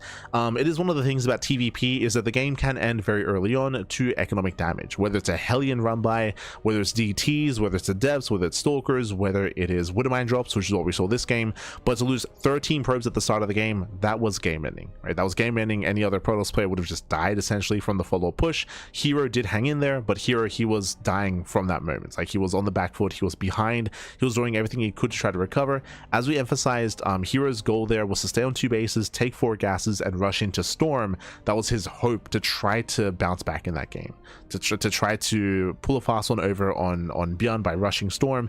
And he did get into storm and get into High Templar, but unfortunately he was also hoping that ByuN would be passive, right? He was hoping that ByuN would be more defensive. ByuN pushed, and ByuN broke the natural. He broke the natural, broke the economy, reset the production. GG, well played. If ByuN was more passive, then herO would have had a chance to bounce back in that game, but ByuN was very active, very aggressive, did not give herO the opportunity to recover. GG, well played. With that, congratulations here. ByuN does claim the series, and shout out to herO for making it to the final, so making a best of 5 out of this, going all the way to game 5. It was a very messy series, but we often do expect that, especially on new maps, right? For a lot of these players, for all these players, it was the first time playing on some of these maps, so there's a bit of a learning curve to them when it comes to experiencing the features and what the maps can really bring to the table. It's going to be up to the players to figure that out. So again, the first of many tournaments featuring the new map pool. We'll be doing the same. Of course, when it comes to our tournaments as well, featuring as many TLMC maps as possible. Here we go. But otherwise, GG. Otherwise, GG well played. Thanks for watching. Thanks for tuning in. We do appreciate it. Congratulations to ByuN, and bam, you can see the rest of our schedule here. We just wrapped up with our Wednesday morning cast of PiGosaur Cup. This evening we have Kung Fu Cup. If you recall, originally we were going to be casting the TLMC finalist stream to go over all the top 16 maps. We have our finalists now for the Team Liquid map contest. Voting is not available yet. It's not available yet. Voting will be available next week. Bear that in mind. So we have a couple of weeks available to us to feature these maps as much as possible, so you can come in being as informed as possible for your public voting. True. And again, that's going to be next week. We're going to be going over the finalists on Friday, hopefully. That might be moved to Sunday, but we'll see. Basically, we're waiting for the revelation. I said the revelation. We're waiting for the judge feedback sheets to be released publicly. That was done last season. It's going to be done this season, but it's going to take a couple days. I believe Wax is working on creating the spreadsheet, consolidating everything, finalizing all the final score lines, or putting them all together, of course, and releasing that to the public. Once that is done, then we'll be going over all the final submissions, and we'll be going over all the feedback from all the judges, our feedback, and of course their feedback as well. And we'll be having our own kind of thoughts on the final top 16 maps, what is good, what is bad, and what is in between, before of course getting into public voting next week. So tentatively, the TLMC stream is going to be on Friday, but if we don't get the spreadsheet by then, if we don't get all the feedback and the judge scores by then we'll be pushing it to Sunday. So one of the two. It should be one or the other. Should be one or the other. It shouldn't take too long. Meanwhile, you can see that we have Kung Fu Cup tonight. We have an empty space tomorrow. It's quote-unquote empty. We have the GSLCK rebroadcast tomorrow morning. Remember, we are one of the official casters alongside Trigger for the GSLCK. So we do cast it every single week live, or every single time we've had one, we've casted it live over on Soup. But we do have the rebroadcast on Twitch and YouTube a couple days later. Usually it's like a couple of hours later, but we didn't want to cross over PiGosaur Cup, right? It would have overlapped with PiGosaur Cup if we did it today. We'll do it tomorrow when there's nothing clashing. So tomorrow we will have the GSLCK rebroadcast at this time tomorrow, or PiGosaur Cup start time tomorrow. Otherwise, we have the podcast, KSL, MSO, and STC. Plenty of content throughout the week, as always, here on the CranKy Ducklings. Otherwise, thanks for watching. Thanks so much for the support. I'm gonna go freshen up, get some rest, get some food, and get ready for Kung Fu Cup tonight. Get ready for it. Otherwise, thanks for watching. Thanks so much for the support. If you want to support us, you can do so via Patreon. Our Patreon is set up to fund our events on a regular basis, so you can help us out on Patreon. Otherwise, thank you so much for watching, and we'll see you guys next time. Tonight or tomorrow for some more StarCraft. Tonight for Kung Fu Cup, tomorrow for GSLCK. See you then, Pappy. See you then.